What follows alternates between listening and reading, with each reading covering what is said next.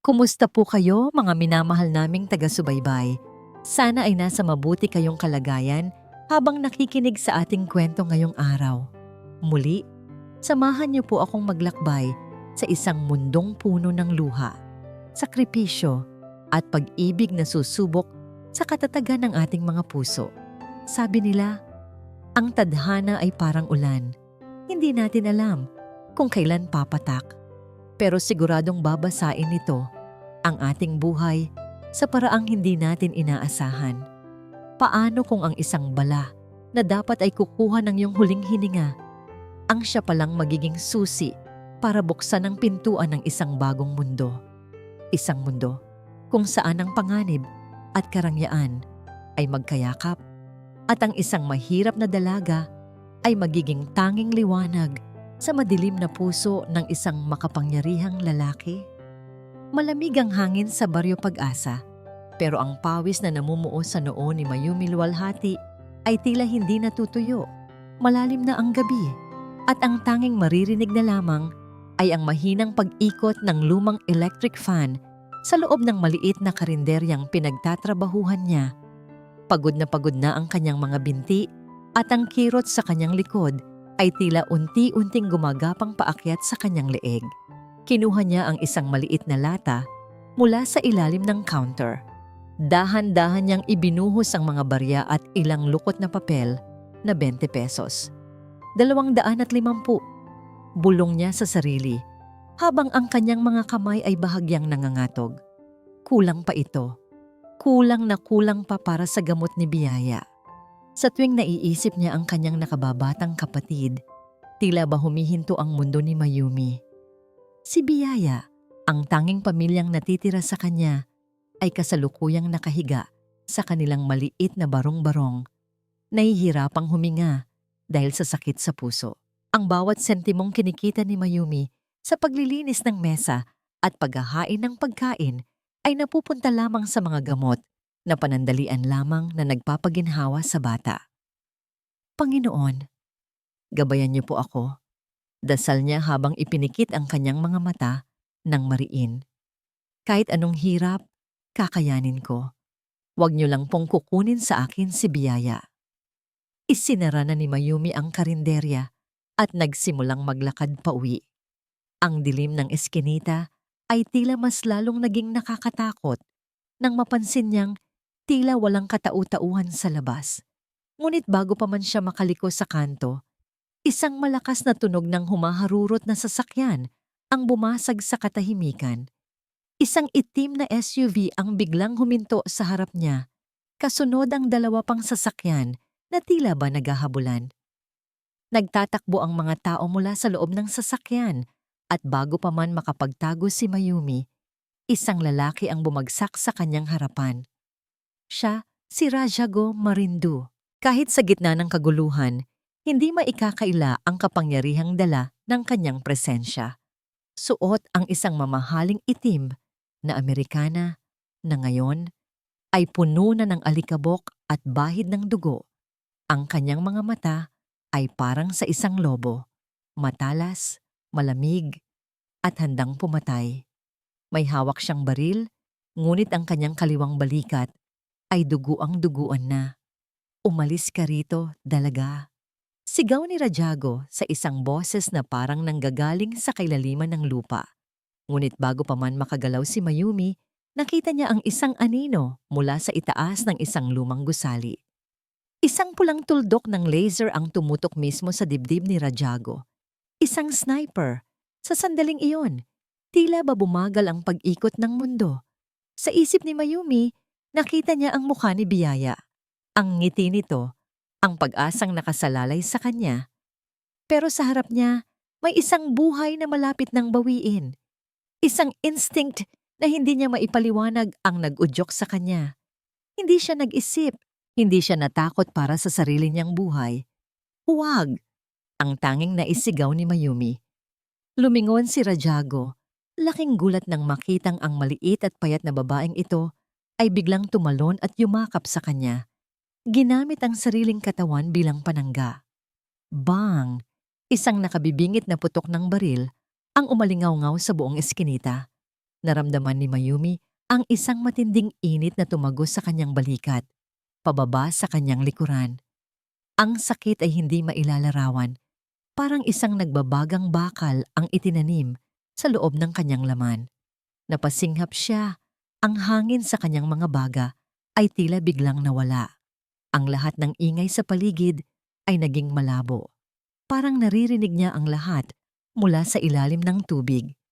Dahan-dahang nanghina ang kanyang mga tuhod, ngunit bago pa man siya tumama sa semento, naramdaman niya ang isang pares ng matitigas at malalakas na braso na sumalo sa kanya.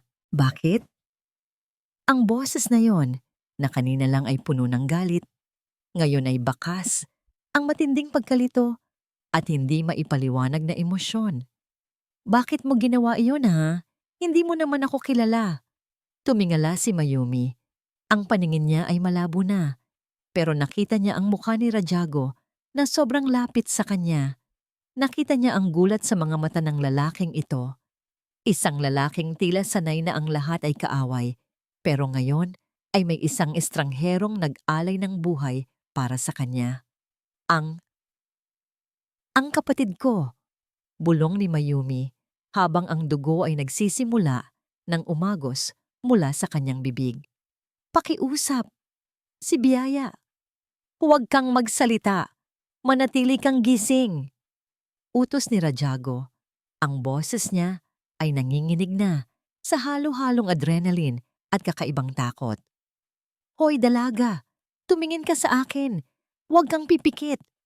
Naramdaman ni Mayumi ang init ng dugo na bumabasa sa kanyang damit at ang lamig ng gabi na unti-unting lumalamon sa kanyang katawan. Ngunit sa gitna ng hapdi, may isang kakaibang kapayapaan siyang naramdaman. Nagawa niya ang isang bagay na makabuluhan, na iligtas niya ang isang tao. Biyaya. Ang huling salitang lumabas sa kanyang mga labi bago tuluyang magdilim ang lahat. Binuhat ni Rajago ang walang malay na katawan ni Mayumi. Ang kanyang mga tauhan ay nagsidatingan na. Pinaliligiran sila upang magbigay ng proteksyon.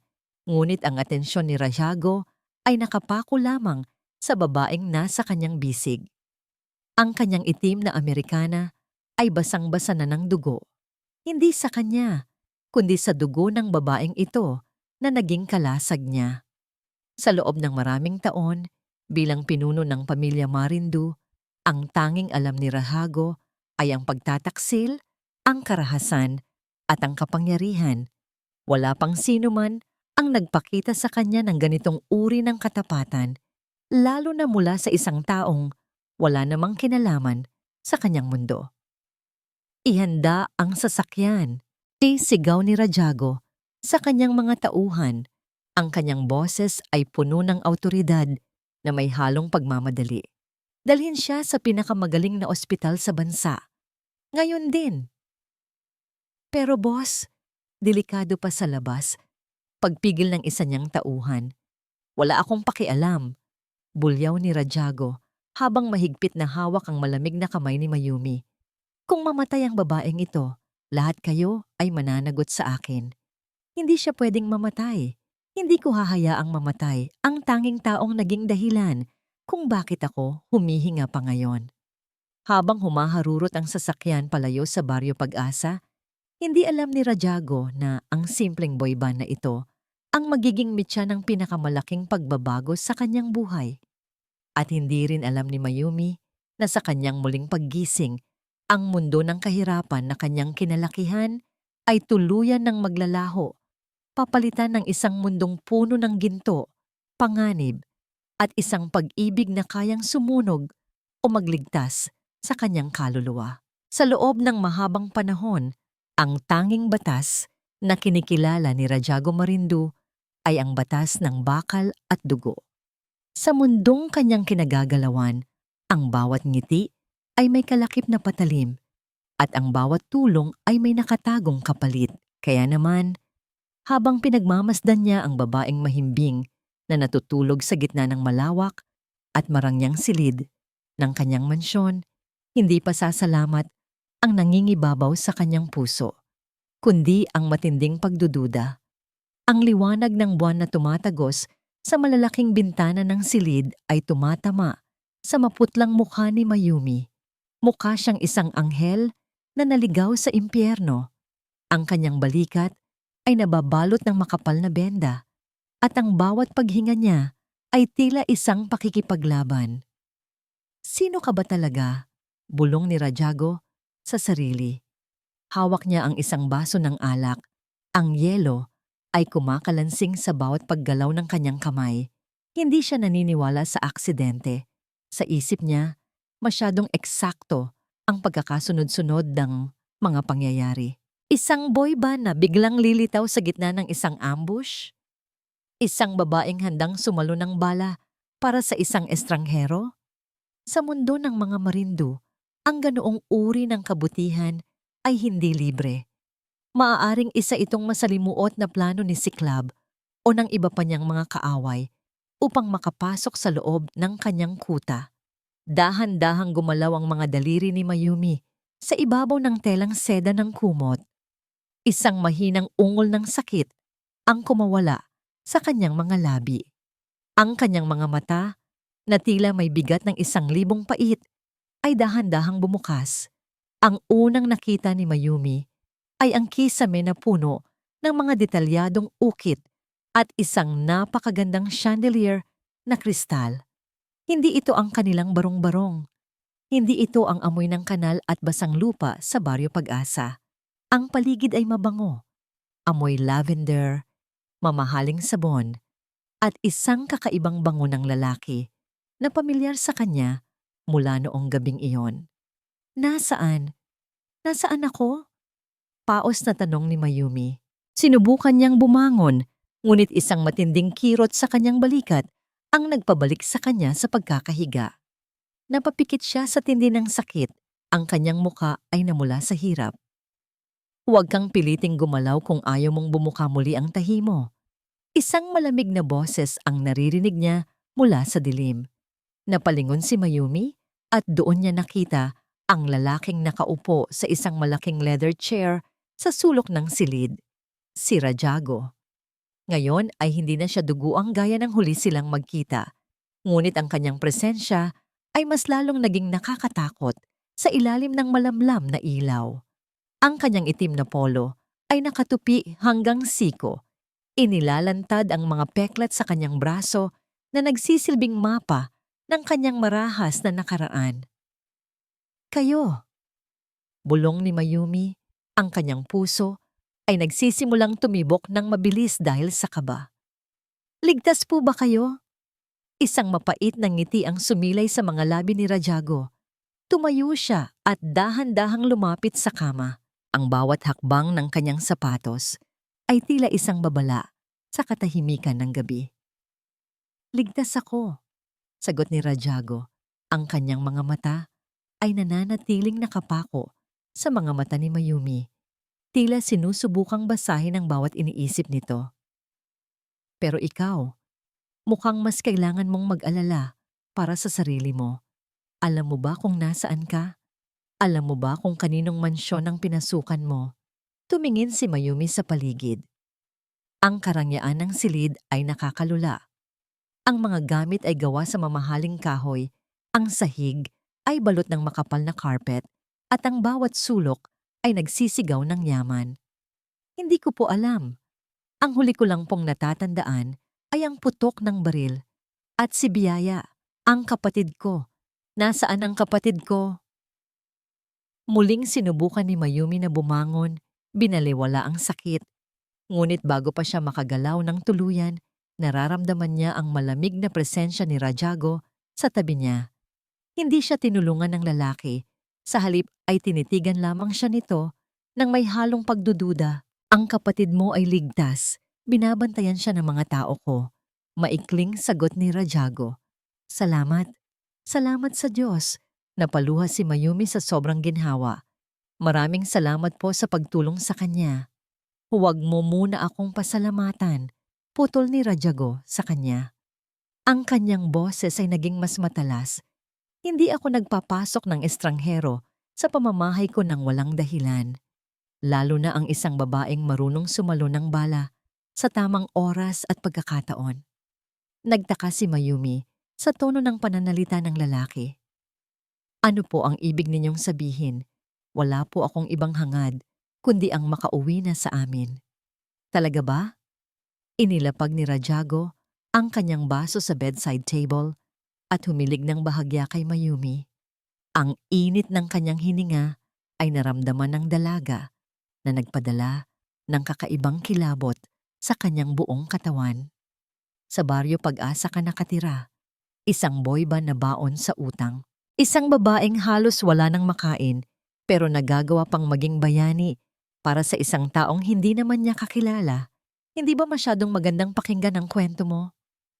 Hindi ko po kayo naiintindihan.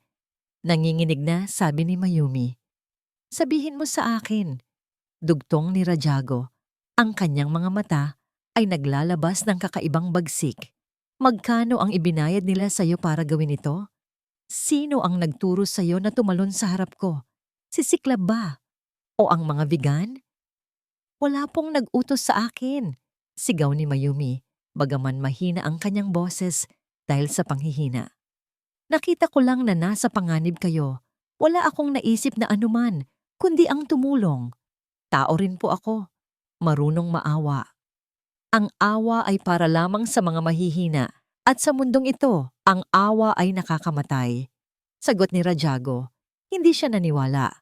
Ang kanyang karanasan sa loob ng maraming taon ay nagturo sa kanya na ang lahat ng tao ay may presyo.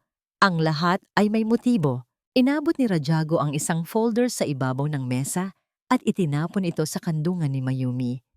Naglalaman ito ng mga impormasyon tungkol sa kanya, ang kanyang trabaho, ang sakit ni Biyaya, at pati na ang mga huling record ng kanyang yumaong ama.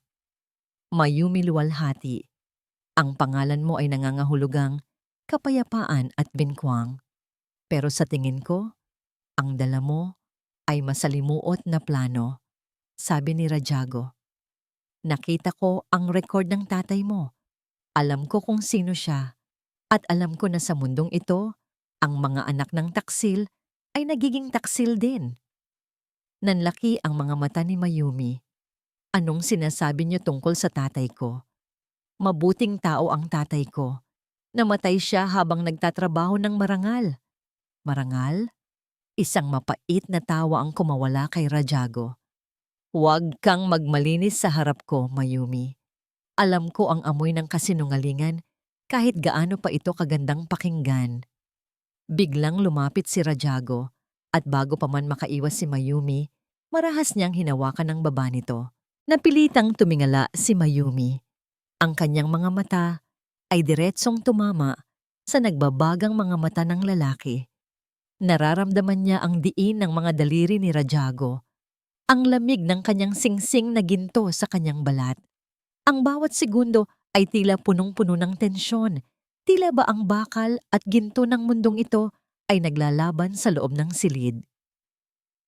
Ngayon, sasabihin mo sa akin ang totoo bago pa mawala ang natitira kong pasensya. Bulong ni Rajago, ang kanyang boses ay parang isang banta na hindi dapat baliwalain. Sino ang nag-utos sa'yo na iligtas ako? Napahagulhol si Mayumi, hindi dahil sa sakit ng pagkakahawak sa kanya, kundi dahil sa sakit ng kawalan ng tiwala mula sa taong inalayan niya ng buhay. Sa gitna ng karangyaan ng mansyong ito, naramdaman niya na mas lalo siyang naging mahirap, hindi sa pera, kundi sa harap ng isang lalaking ang puso ay kasing tigas ng bakal. Ang katahimikan sa loob ng silid ay tila isang mabigat na kumot na dahan-dahang sumasakal kay Mayumi. Ang bawat tibok ng kanyang puso ay may kasamang kirot, hindi lamang mula sa sugat sa kanyang balikat, kundi mula sa bigat ng mga paratang ni Rajago. Habang nakatingin siya sa lalaking tila gawa sa bato ang muka, naramdaman ni Mayumi ang pait ng kanyang katayuan. Sa mundong ito, ang isang tulad niyang boy band ay walang puwang para sa katotohanan kung ang kaharap niya ay isang haring puno ng hinala. Ang mga gamot na yon, ang boses ni Mayumi ay bahagyang nangangatog. Hindi iyon para sa akin. Hindi iyon lason. Iyon ang tanging nagpapanatili sa buhay ng kapatid ko. Tinitigan siya ni Rajago ng matagal. Walang mababakas na emosyon sa mga mata nito, ngunit ang diin ng kanyang pagkakahawak sa folder ay nagpapakita ng kanyang tensyon. Isang senyas lamang ang ginawa niya sa kanyang tauhan at mabilis itong lumabas upang suriin niyang sinasabi ng dalaga. Biyaya, muling pag-uulit ni Mayumi sa pangalan ng kanyang kapatid habang ang mga luha ay muling naglalandas sa kanyang pisngi. Siya ang lahat para sa akin. Wala na kaming magulang. Wala na kaming ibang matakbuhan. Sa tingin niyo ba, itataya ko ang buhay ko para sa isang planong hindi ko naman alam kung mabubuhay ako? Ginawa ko yon dahil nakita ko ang takot sa mga mata niyo noong sandaling iyon. Takot na pamilyar sa akin sa tuwing sinusumpong ang kapatid ko. Tumalikod si Rajago at naglakad patungo sa bintana. Ang malawak na lupain ng mansyon ng Marindu ay nakalatag sa kanyang harapan, ngunit ang kanyang isipan ay abala sa pagtimbang sa mga salita ni Mayumi. Sa loob ng maraming taon, nasanay na siyang makarinig ng mga kasinungalingan, ngunit may kakaibang bagsik sa tinig ni Mayumi, isang uri ng katotohanang hindi kayang pekein ng kahit na sinong magaling na aktor. Lumipas ang ilang minuto bago bumalik ang kanyang tauhan. Boss, bulong nito. Sapat na para marinig ni Mayumi. Tama ang babae. Ang mga gamot na nakuha namin sa kanya ay mga gamot para sa malalang sakit sa puso. At ayon sa aming source sa Baryo Pag-asa, ang batang si Biyaya ay kasalukuyang nasa kritikal na kondisyon sa isang pampublikong ospital. Nanatiling tahimik si Rajago. Dahan-dahan siyang lumingon kay Mayumi at sa pagkakataong ito, ang bagsik sa kanyang mga mata ay napalitan ng isang malalim na pag-iisip. Lumapit siya sa kama at sa bawat hakbang niya, tila ba ang hangin sa silid ay nagiging mas masinsin. Isang boyban na handang mamatay para sa isang estranghero para lamang sa kaligtasan ng kanyang kapatid, ani Rajago. Ang kanyang boses ay mas mababa na ngayon, tila isang mahinang dagundong ng kulog. Sa mundong ito, ang ganoong uri ng katapatan ay napakabihira at ang mga bagay na bihira ay may mataas na halaga. Tumingala si Mayumi, pilit na hinahanap ang anumang bakas ng awa sa mukha ni Rajago. Gusto ko lang pong makasiguro na ligtas ang kapatid ko. Iyon lang po. Ibibigay ko sa iyo ang higit pa sa kaligtasan niya, sagot ni Rajago. Umupo siya sa gilid ng kama, sapat na malapit para maramdaman ni Mayumi ang init ng kanyang katawan. Gusto mong gumaling ang kapatid mo? Gusto mong makuha niya ang pinakamagaling na doktor at ang pinakamahal na operasyon na hindi kayang bayaran ng 10 taon mong pagtatrabaho sa karinderya. Napanganga si Mayumi. Ang kanyang puso ay biglang lumaktaw ng tibok. Ano?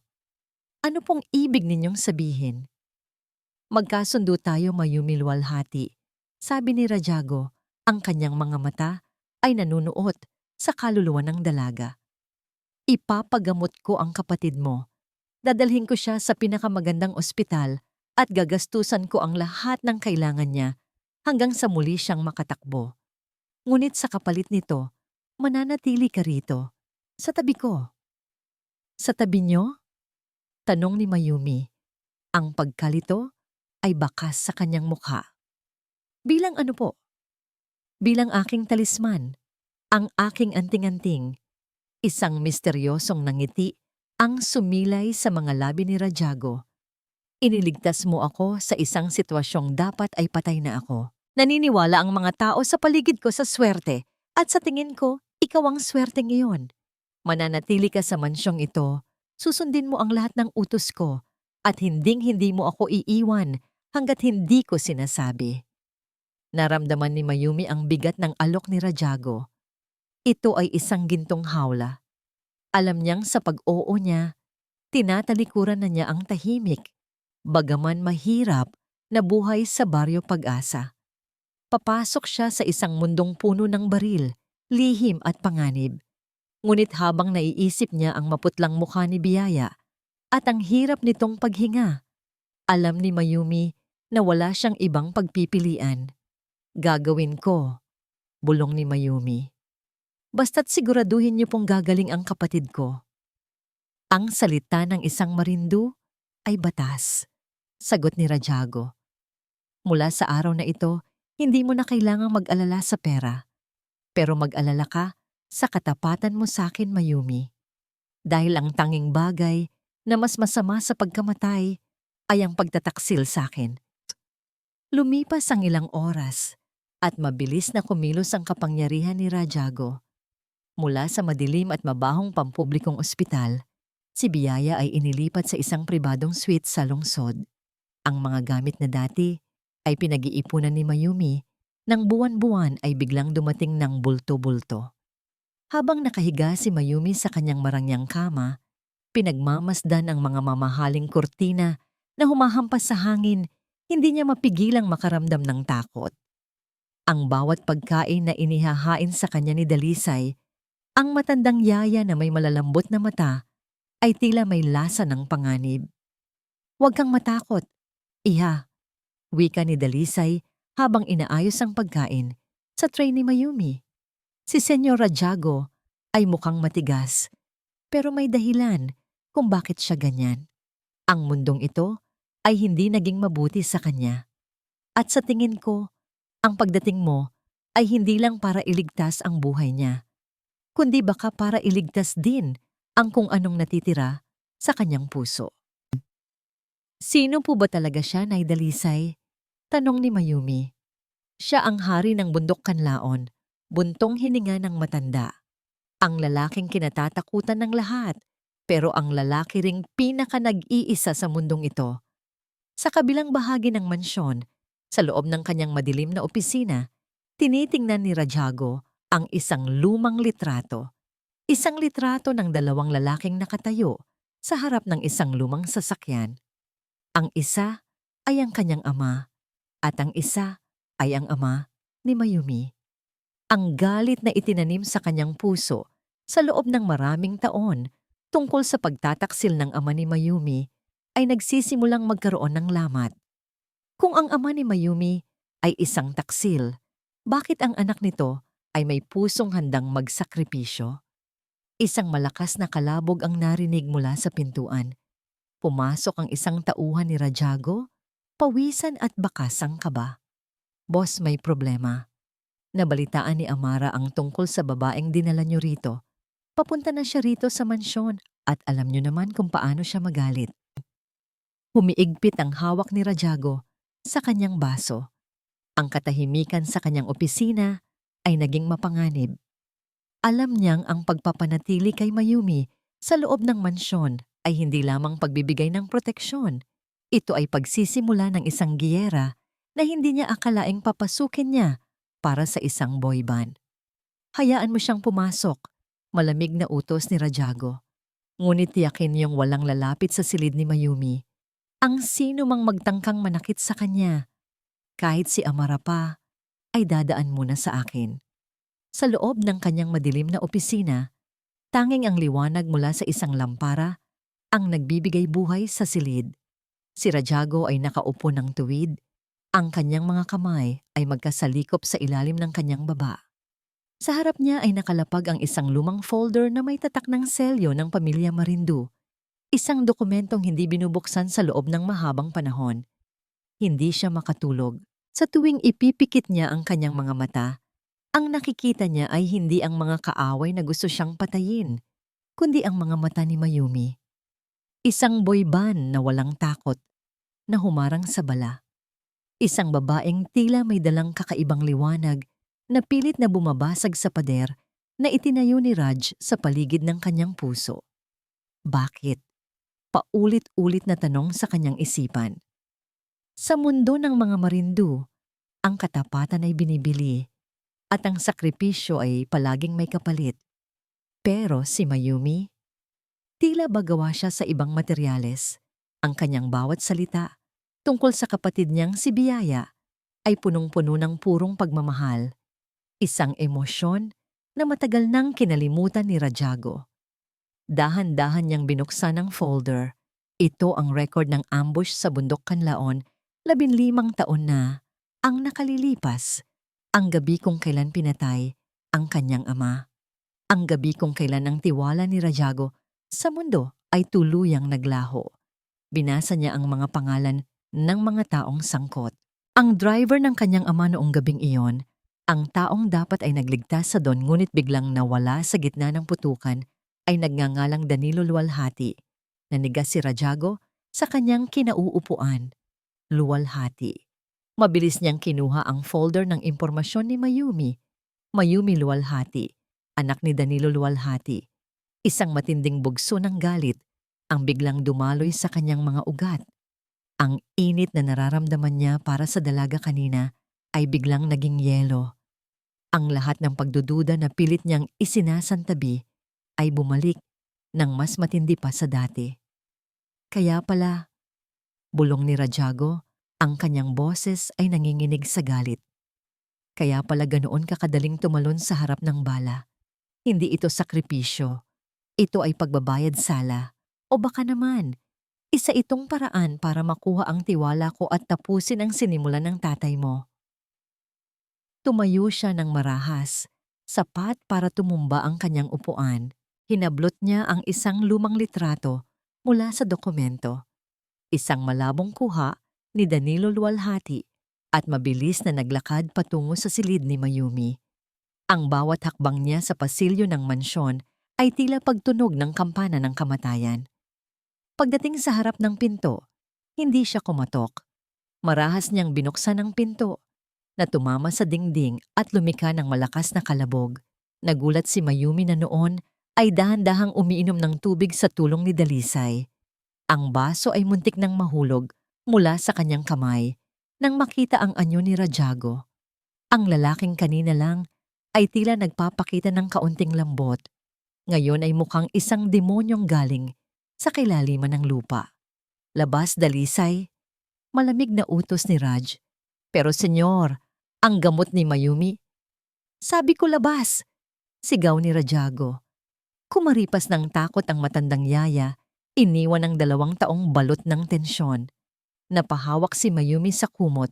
Ang kanyang puso ay tila gustong tumalon mula sa kanyang dibdib. Sa Senyor Raj, anong problema? Nanginginig na tanong ni Mayumi. Hindi sumagot si Rajago. Sa halip, lumapit siya ng mabilis at itinapon ang lumang litrato sa ibabaw ng kandungan ni Mayumi. Sino ito? Tiningnan ni Mayumi ang litrato. Ang kanyang mga mata ay nanlaki at agad na napuno ng luha. Ang tatay ko po ito. Si Danilo. Saan niyo po ito nakuha? Isang mapait at nakakangilong tawa ang kumawala kay Rajago. Tatay mo? Ang lalaking pumatay sa ama ko? Ang taksil na nagbenta sa pamilya marindu para sa pera? Hindi po totoo yan. Sigaw ni Mayumi. Pilit na bumabangon kahit humihapdi ang kanyang sugat. Mabuting tao ang tatay ko. Namatay siya para protektahan ang pamilya niyo. Iyon ang palaging sinasabi ni nanay sa akin. Sinungaling. Galit na hinawakan ni Rajago ang balikat ni Mayumi. Ang balikat na may sugat mula sa bala. Napaungol sa sakit ang dalaga, ngunit hindi siya binitawan ng lalaki. Ang tatay mo ang nagmaneho sa sasakyan ng ama ko patungo sa kamatayan. Nawala siya pagkatapos ng putukan at natagpuan ang bangkay niya makalipas ang ilang araw na may dalang bag ng pera. At ngayon, narito ka, ang anak ng isang traidor, nagkukunwaring bayani sa harap ko. Hindi totoo. Hikbi ni Mayumi. Ang sakit ng kanyang katawan ay wala pa sa kalahati ng sakit na nararamdaman ng kanyang puso. Iniligtas ko kayo dahil ayaw kong may mamatay na naman. Wala akong alam sa sinasabi niyo. Huwag mo akong gamitan ng mga luha mo, Mayumi. Isinandal siya ni Rajago sa headboard ng kama. Ang kanyang mukha ay pulgada na lamang ang layo sa mukha ng dalaga.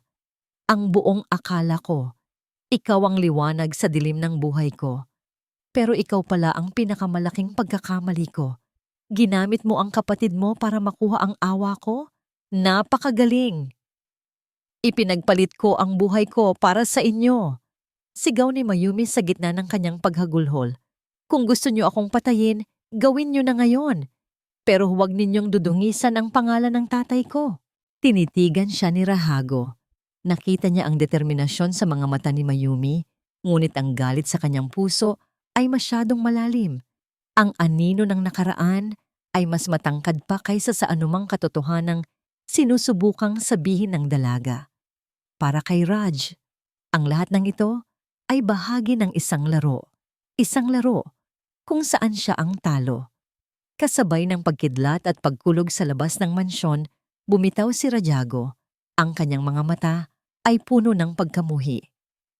Ayaw kitang patayin, Mayumi, dahil ang kamatayan ay masyadong madali para sa isang tulad mo.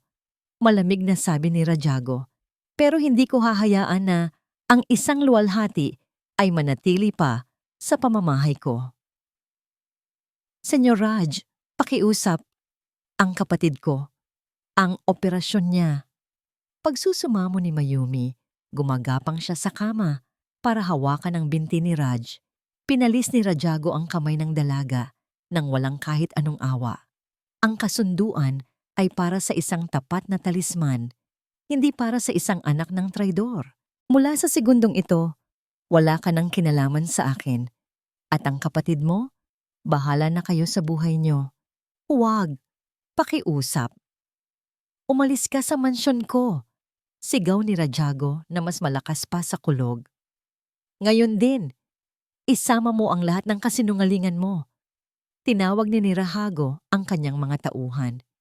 Ilabas ang babaeng ito, itapon siya sa labas ng gate, at tiyakin ninyong hindi na siya makakatapak muli sa bundok Kanlaon. Kinaladkad ng mga tauhan ni Rajago si Mayumi. Kahit pa humihiyaw ito sa sakit at hirap, si Dalisay ay umiiyak na nakatingin sa malayo, hindi magawang sumuway sa utos ng kanyang amo. Inihagis si Mayumi sa labas ng malaking bakal na gate ng mansyon. Bumubuhos ang napakalakas na ulan. Ang kanyang puting damit na pantulog ay mabilis na nabasa at nadumihan ng putik. Ang kanyang sugat sa balikat ay muling bumuka at ang dugo ay humahalo sa agos ng tubig ulan sa semento. Nakahiga si Mayumi sa gitna ng kalsada, nanginginig sa lamig at sakit. Tumingala siya sa madilim na langit, habang ang gate ng mansyon ay dahan-dahang nagsasara. Ang gate na naghihiwalay sa kanya sa pag-asang gumaling ang kanyang kapatid. Ang bawat patak ng ulan ay parang libu-libong karayom na tumutusok sa balat ni Mayumi. Nakasubsob siya sa putikan, nanginginig, at halos hindi na makahinga dahil sa tindi ng lamig at sakit ng kanyang balikat. Ngunit mas masakit ang bawat salitang iniwan ni Rajago, ang mga paratang na parang lason na unti-unting pumapatay sa kanyang dangal. Mukhang itinapon ka na ng hari mo, Mayumi. Tamang-tama ang dating ko. Ang boses na yon ay hindi nagmumula sa pagmamalasakit. Ito ay matuwis, puno ng panunuya at tila galing sa isang ahas. Pilit na iniangat ni Mayumi ang kanyang ulo. Sa gitna ng malabong paningin dahil sa ulan, nakita niya ang isang lalaking nakatayo sa kanyang harap. Suot nito ang isang madilim na kapote at ang kanyang mga mata ay kumikinang sa ilalim ng liwanag ng kidlat. Si Siklab. Si Siklab. Tibulong ni Mayumi. Ang kanyang boses ay halos lamunin ng hangin. Halika na, dalaga. Huwag ka nang magtiyaga sa putikang ito, sabi ni Siklab habang yumuyuko at hinahawakan ng mahigpit ang braso ni Mayumi.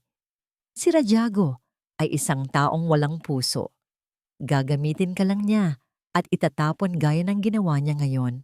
Sumama ka sa akin at ibibigay ko sa iyo ang hustisya para sa tatay mo. Bitawan mo ako. Pilit na kumakawala si Mayumi. Kahit nanghihina, alam ng kanyang instinct na ang lalaking ito ay mas mapanganib kaysa sa bagyo. Hindi ako sasama sa iyo. Huwag kang matigas ang ulo. Bulyaw ni Siklab at naramdaman ni Mayumi ang diin ng mga daliri nito sa kanyang sugat. Wala ka nang matatakbuhan. Patay na ang kapatid mo kung hindi ka kikilos. Ngunit bago pa man mahila ni Siklab si Mayumi, patungo sa isang naghihintay na sasakyan, sa di kalayuan, Isang nakasisilaw na ilaw ng sasakyan ang biglang bumungad mula sa kabilang direksyon. Isang lumang van ang huminto at bumukas ang pinto. "Bitawan mo ang bata, Siklab!" Isang matapang na boses ang umalingaw-ngaw. Ito ay si Dalisay. Kasama niya ang isang driver na tapat sa kanya. Mabilis na bumaba ang matandang yaya, bitbit ang isang makapal na kumot, at hinarap ang lalaking kinatatakutan ng marami. "Nay Dalisay?" Gulat na sabi ni Siklab na dahan-dahang binitawan si Mayumi dahil sa gulat. "Anong ginagawa mo rito?" "Utos ng senyor na itapon ang babaeng ito." "Alam ko ang utos ng senyor, Siklab," sagot ni Dalisay habang mabilis na inilulukob ang kumot kay Mayumi. "Pero hindi ko hahayaang mamatay ang batang ito sa kalsada. Kung gusto mo siyang makuha, dumaan ka muna sa bangkay ko." Dahil sa takot na malaman ni Rahago na gumagawa siya ng sariling hakbang nang napakalapit sa mansyon, napamura si Siklab at umatras. "Hindi pa tayo tapos, matanda. At ikaw, Mayumi, darating ang araw na ikaw mismo ang luluhod sa akin." Mabilis na pinasok ni Dalisay si Mayumi sa loob ng van. Ang loob ng sasakyan ay mainit, pero ang panginginig ni Mayumi ay tila hindi na matatapos. Isinandal siya ni Dalisay sa kanyang dibdib habang hinahaplos ang kanyang basang buhok. "Tahan na, iha! Ligtas ka na!" bulong ni Dalisay. Dinala nila si Mayumi sa isang maliit at tagong rest house sa paanan ng bundok, malayo sa mga mata ni Rayago at ni Siklab. Doon matiyagang nilinis ni Dalisay ang sugat ng dalaga at binihisan siya ng tuyong damit. Habang pinagmamasdan ni Mayumi ang matanda, hindi niya mapigilang magtanong, "Nay Dalisay, bakit niyo po ako tinutulungan? Anak ako ng isang traidor." Iyon po ang sabi ni Senyor Raj. Huminga ng malalim si Dalisay at umupo sa tabi ni Mayumi.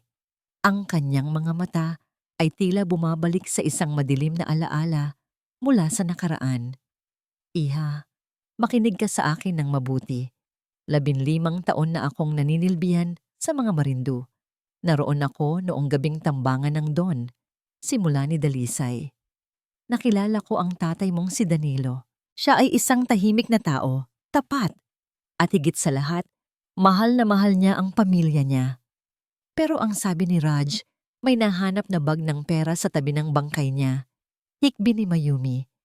"Iyon ang nakita nila, pero hindi yun ang katotohanan." Pagpapatuloy ni Dalisay, ang kanyang boses ay nanginginig sa emosyon.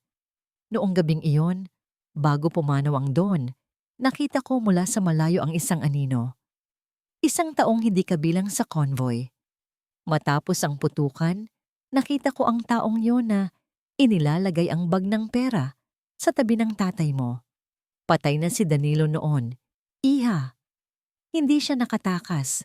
Namatay siya habang pilit na inilalayo ang sasakyan sa kapahamakan." Nanlaki ang mga mata ni Mayumi. "Ibig niyo pong sabihin, nilagay lang ang pera para magmukha siyang taksil?" "Oo, at ang taong nakita ko noon ay may marka sa braso na katulad ng sa mga tauhan ni Siklab," bulong ni Dalisay. "Itinago ko ang lihim na ito dahil alam kong papatayin ako kapag nagsalita ako. Ang pamilya Marindo noon ay puno ng mga taong gustong makuha ang kapangyarihan." Napahawak si Mayumi sa kanyang dibdib. Ang galit na kanina lang ay nakatuon sa kanyang kapalaran ay biglang napalitan ng isang nagbabagang apoy ng determinasyon. Ang kanyang ama ay hindi taksil. Ang kanyang ama ay isang bayani na namatay para sa isang pamilyang na ngayon ay kinamumuhuyan siya. "Kailangang malaman ito ni Rajago," sabi ni Mayumi, pilit na tumatayo. "Huwag, iha. Masyadong mapanganib," pigil ni Dalisay. Bulag si Rajago sa galit niya. Hindi siya makikinig. "Hindi ako pwedeng tumakas lang, Nay Dalisay," ani Mayumi. Ang kanyang mga mata ay nagpapakita ng isang lakas na hindi pa niya kailanman naramdaman. "Kung tatakas ako ngayon, habang buhay na dadalhin ng pangalan namin ang dungis ng pagtataksil At si Biyaya, hindi siya pwedeng lumaki na ang iniisip ng lahat ay anak siya ng isang kriminal. Tiningnan ni Mayumi ang sarili sa salamin. Ang kanyang balikat ay may benda. Ang kanyang mukha ay maputla. Pero sa loob ng kanyang mga mata, wala na ang takot ng isang boy band. Babalik ako sa mansyon, deklara ni Mayumi. Ano? Magpapakamatay ka ba? Gulat na tanong ni Dalisay. Babalik ako hindi para mamalimos ng awa o pera, sagot ni Mayumi. Babalik ako para linisin ang pangalan ng tatay ko at para ipakita kay Rajago Marindu na ang taong itinapon niya sa putikan ay ang tanging taong magsasabi sa kanya ng katotohanan sa gitna ng mga kasinungalingang nakapaligid sa kanya. Kahit masakit ang bawat galaw, kinuha ni Mayumi ang kanyang luma at maduming tsinelas. Tumingin siya sa labas ng bintana kung saan unti-unti nang tumitila ang ulan. Ang dilim ay naroon pa rin, pero para kay Mayumi, may isang maliit na liwanag na siyang magsisilbing gabay niya. Nay Dalisay, tulungan niyo po akong makapasok muli nang hindi nila nalalaman. Gusto kong mahanap ang mga lumang dokumento na sinasabi niyo. Kung kailangang pasukin ko ang impyerno para makuha ang hustisya, gagawin ko. Sa gabing iyon, sa ilalim ng malamlam na liwanag ng buwan, isang bagong Mayumi ang isinilang. Isang babaeng hindi na lamang basta biktima ng tadhana, kundi isang mandirigma na handang harapin ang haring nagtaksil sa kanyang tiwala. Huminga ako ng malalim habang tinitingnan ang sarili sa malaking salamin ng aking vanity mirror. Suot ko ang isang pulang-pulang sutlang bestida na yakap ang aking katawan. Isang kulay na sumisimbolo sa kapangyarihan at sa dugo ng mga Marindu na nakatakda kong pamunuan sa tabi ni Rajago. Inayos ko ang aking mamahaling kwintas na brilyant. Ang kislap nito ay tila nangungutya sa sinumang magtatangkang humigit sa akin. Perfect. Bulong ko sa aking sarili. Isang ngiting mapait ang sumilay sa aking mga labi. Ngayong gabi ang taunang pagtitipon ng mga konseho at malalaking pamilya ng aming organisasyon dito sa mansyon. Ito ang gabi kung kailan dapat ay ipapahayag na ang aming kasal ni Rajago. Ngunit ang buong mansyon ay tila nababalot ng kakaibang tensyon. Kanina pa sigaw ng sigaw si Raj, hinahanap ang isang basurang babae na itinapon na niya sa labas. Isang boy band, isang dukha mula sa Baryo Pag-asa. Hindi ko akalaing ang isang Rajago Marindu ay mag-aaksaya ng oras sa isang hamak na langaw. Lumabas ako ng silid at bumaba sa grand staircase. Ang bawat hakbang ko ay puno ng awtoridad. Ang mga bisita ay nagsisiyukan. Binibigyan ako ng galang na nararapat sa isang reyna. Ngunit ang aking mga mata ay nakapako kay Rajago na nasa dulo ng bulwagan. Mukha siyang balisa. Ang kanyang mga mata ay pabalik-balik sa pintuan. Tila ba may hinihintay na hindi dumarating? Raj, darling, tawag ko habang lumalapit sa kanya at humawak sa kanyang braso. Ang mga bisita ay naghihintay na sa iyong mensahe. Kalimutan mo na ang boy band na yon. Tapos na siya. Marahas na binawi ni Rajago ang kanyang braso. Ang kanyang tingin sa akin ay kasing lamig ng yelo. Huwag mo akong diktahan, Amara, at huwag mong pakialaman ang mga desisyon ko. Bago pa ako makasagot, isang ingay ang narinig mula sa gilid ng hardin. Malapit sa malaking swimming pool, isang babaeng basang-basa, marumi ang suot, at may benda sa balikat ang pilit na pumapasok, pinipigilan ng mga security guard. Bitawan niyo ako. Kailangan kong magsalita kay Senyor Raj. Sigaw ng babae. Nanliit ang aking mga mata. Siya na nga. Ang babaeng naglakas loob na agawin ang atensyon ng lalaking pag-aari ko. Hindi ko mapapayagan na ang isang maruming nilalang ay sirain ang gabing ito.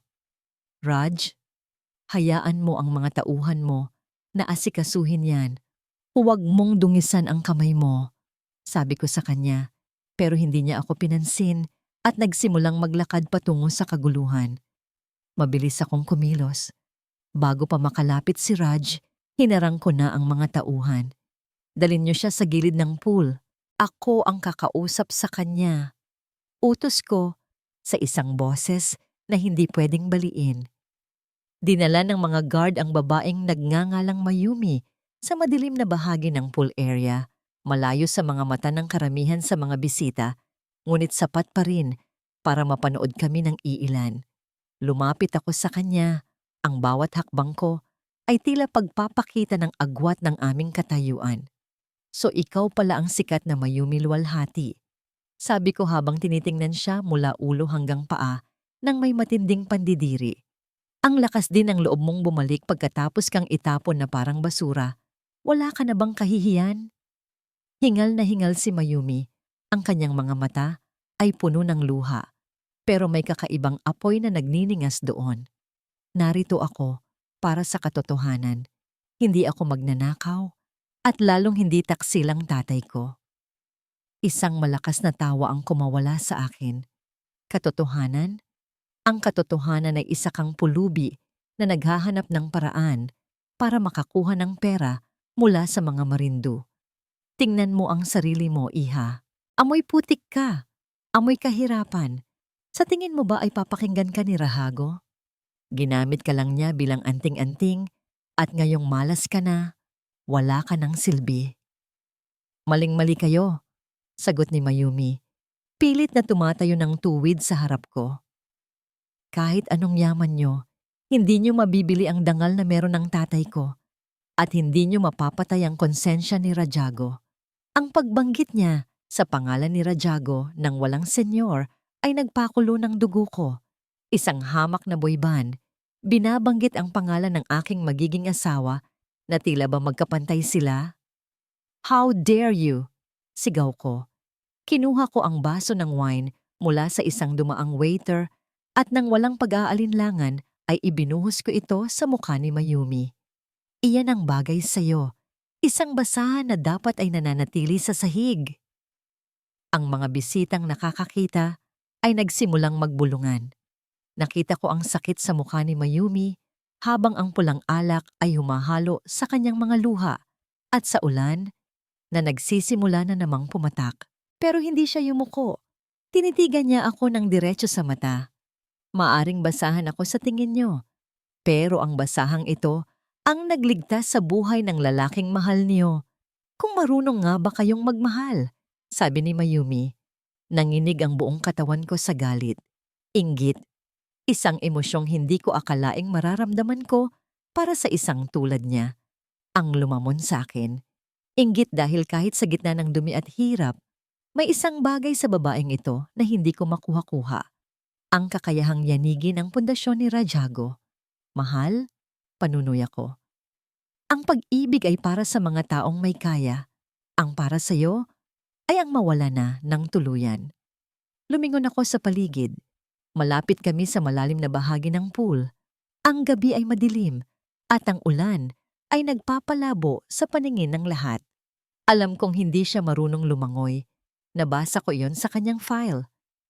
Alam mo, Mayumi, ang mga tulad mo ay parang mantsa sa isang mamahaling damit. Kailangan lang silang kuskusin at burahin. Bulong ko sa kanyang tainga habang dahan-dahan akong lumalapit. Anong gagawin niyo? Kabadong tanong niya habang umaatras. Bibigyan kita ng pagkakataon na makita ang tatay mo. Sabi ko nang may malupit na ngiti. Sa isang mabilis na galaw, itinulak ko siya ng buong lakas. Ang kanyang sugat sa balikat ay naging sagabal para makabalanse siya. Narinig ko ang kanyang maikling sigaw bago ang isang malakas na splash ay bumasag sa katahimikan ng gabi. Nahulog si Mayumi sa malamig at malalim na tubig ng pool. Nakita ko ang kanyang mga kamay na pilit na humahablot sa hangin, ang kanyang mga mata na punong-puno ng takot, habang unti-unti siyang lumulubog. Ang benda sa kanyang balikat ay dahan-dahang nakakalas. Nag-iiwan na ng malabong kulay ng rosas na dugo sa asul na tubig. Tumayo ako sa gilid ng pool, pinapagpag ang aking kamay na tila ba may duming natira doon. Diyan ka nababagay, Mayumi? Sa ilalim, kung saan walang makakarinig sa iyong mga huling dalangin. Tiningnan ko ang mga tauhan ko na nakatayo lang sa gilid. Wala kayong nakita? Maliwanag? Tumalikod ako para bumalik sa party. Suot ang aking pinakamagandang ngiti. Ngunit bago pa ako makahakbang ng malayo, isang malakas na tunog ng pagtalon sa tubig ang narinig ko mula sa aking likuran. Kasunod ang isang boses na nagpatigil sa tibok ng puso ko. Mayumi? Iyon ay boses ni Rajago. Ang tubig ay kasing lamig ng kamatayan, ngunit ang apoy sa aking dibdib ay mas matindi pa sa anumang unos. Sa ilalim ng pool, ang lahat ay malabo. Ang tanging nakikita ko ay ang dahan-dahang paglubog ng isang puting anino, si Mayumi. Ang kanyang buhok ay parang itim na sutla na kumakalat sa tubig at ang kanyang mga kamay ay hindi na gumagalaw. Sa sandaling iyon, isang takot na hindi ko kailanman naramdaman ang lumamon sa buong pagkatao ko. Hindi ito ang takot na mamatay sa kamay ng kaaway. Ito ang takot na mawala ang tanging liwanag na naglakas loob na tumagos sa aking madilim na mundo. Inabot ko ang kanyang baywang at hinila siya pataas.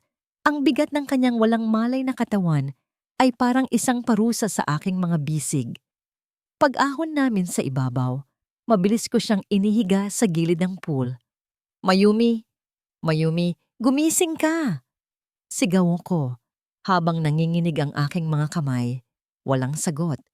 Ang kanyang mukha ay kasing puti ng papel at ang kanyang mga labi ay nagsisimulang mag-asul. Ang sugat sa kanyang balikat ay muling bumuka. Nag-iiwan ng pulang mantsa sa kanyang basang damit. Hindi ako nag-isip. Sinimulan ko ang CPR. Ang bawat diin ng aking mga palad sa kanyang dibdib ay may kasamang panalangin sa isang Diyos na matagal ko nang kinalimutan. Huwag kang mamatay. Pakiusap. Huwag ngayon. Bulong ko sa gitna ng paghingal. Matapos ang ilang segundo, na tila ba walang katapusan, biglang napaubo si Mayumi. Naglabas siya ng tubig at dahan-dahang imulat ang kanyang mga mata. Ang kanyang unang nakita ay ako. Basang-basa, magulo ang tuksido at bakas ang desperasyon sa muka. Raj! Mahinang bulong niya bago muling pumikit dahil sa panghihina. Naramdaman ko ang isang matinding ginhawa na halos magpaluhod sa akin. Binuhat ko siya ng mahigpit.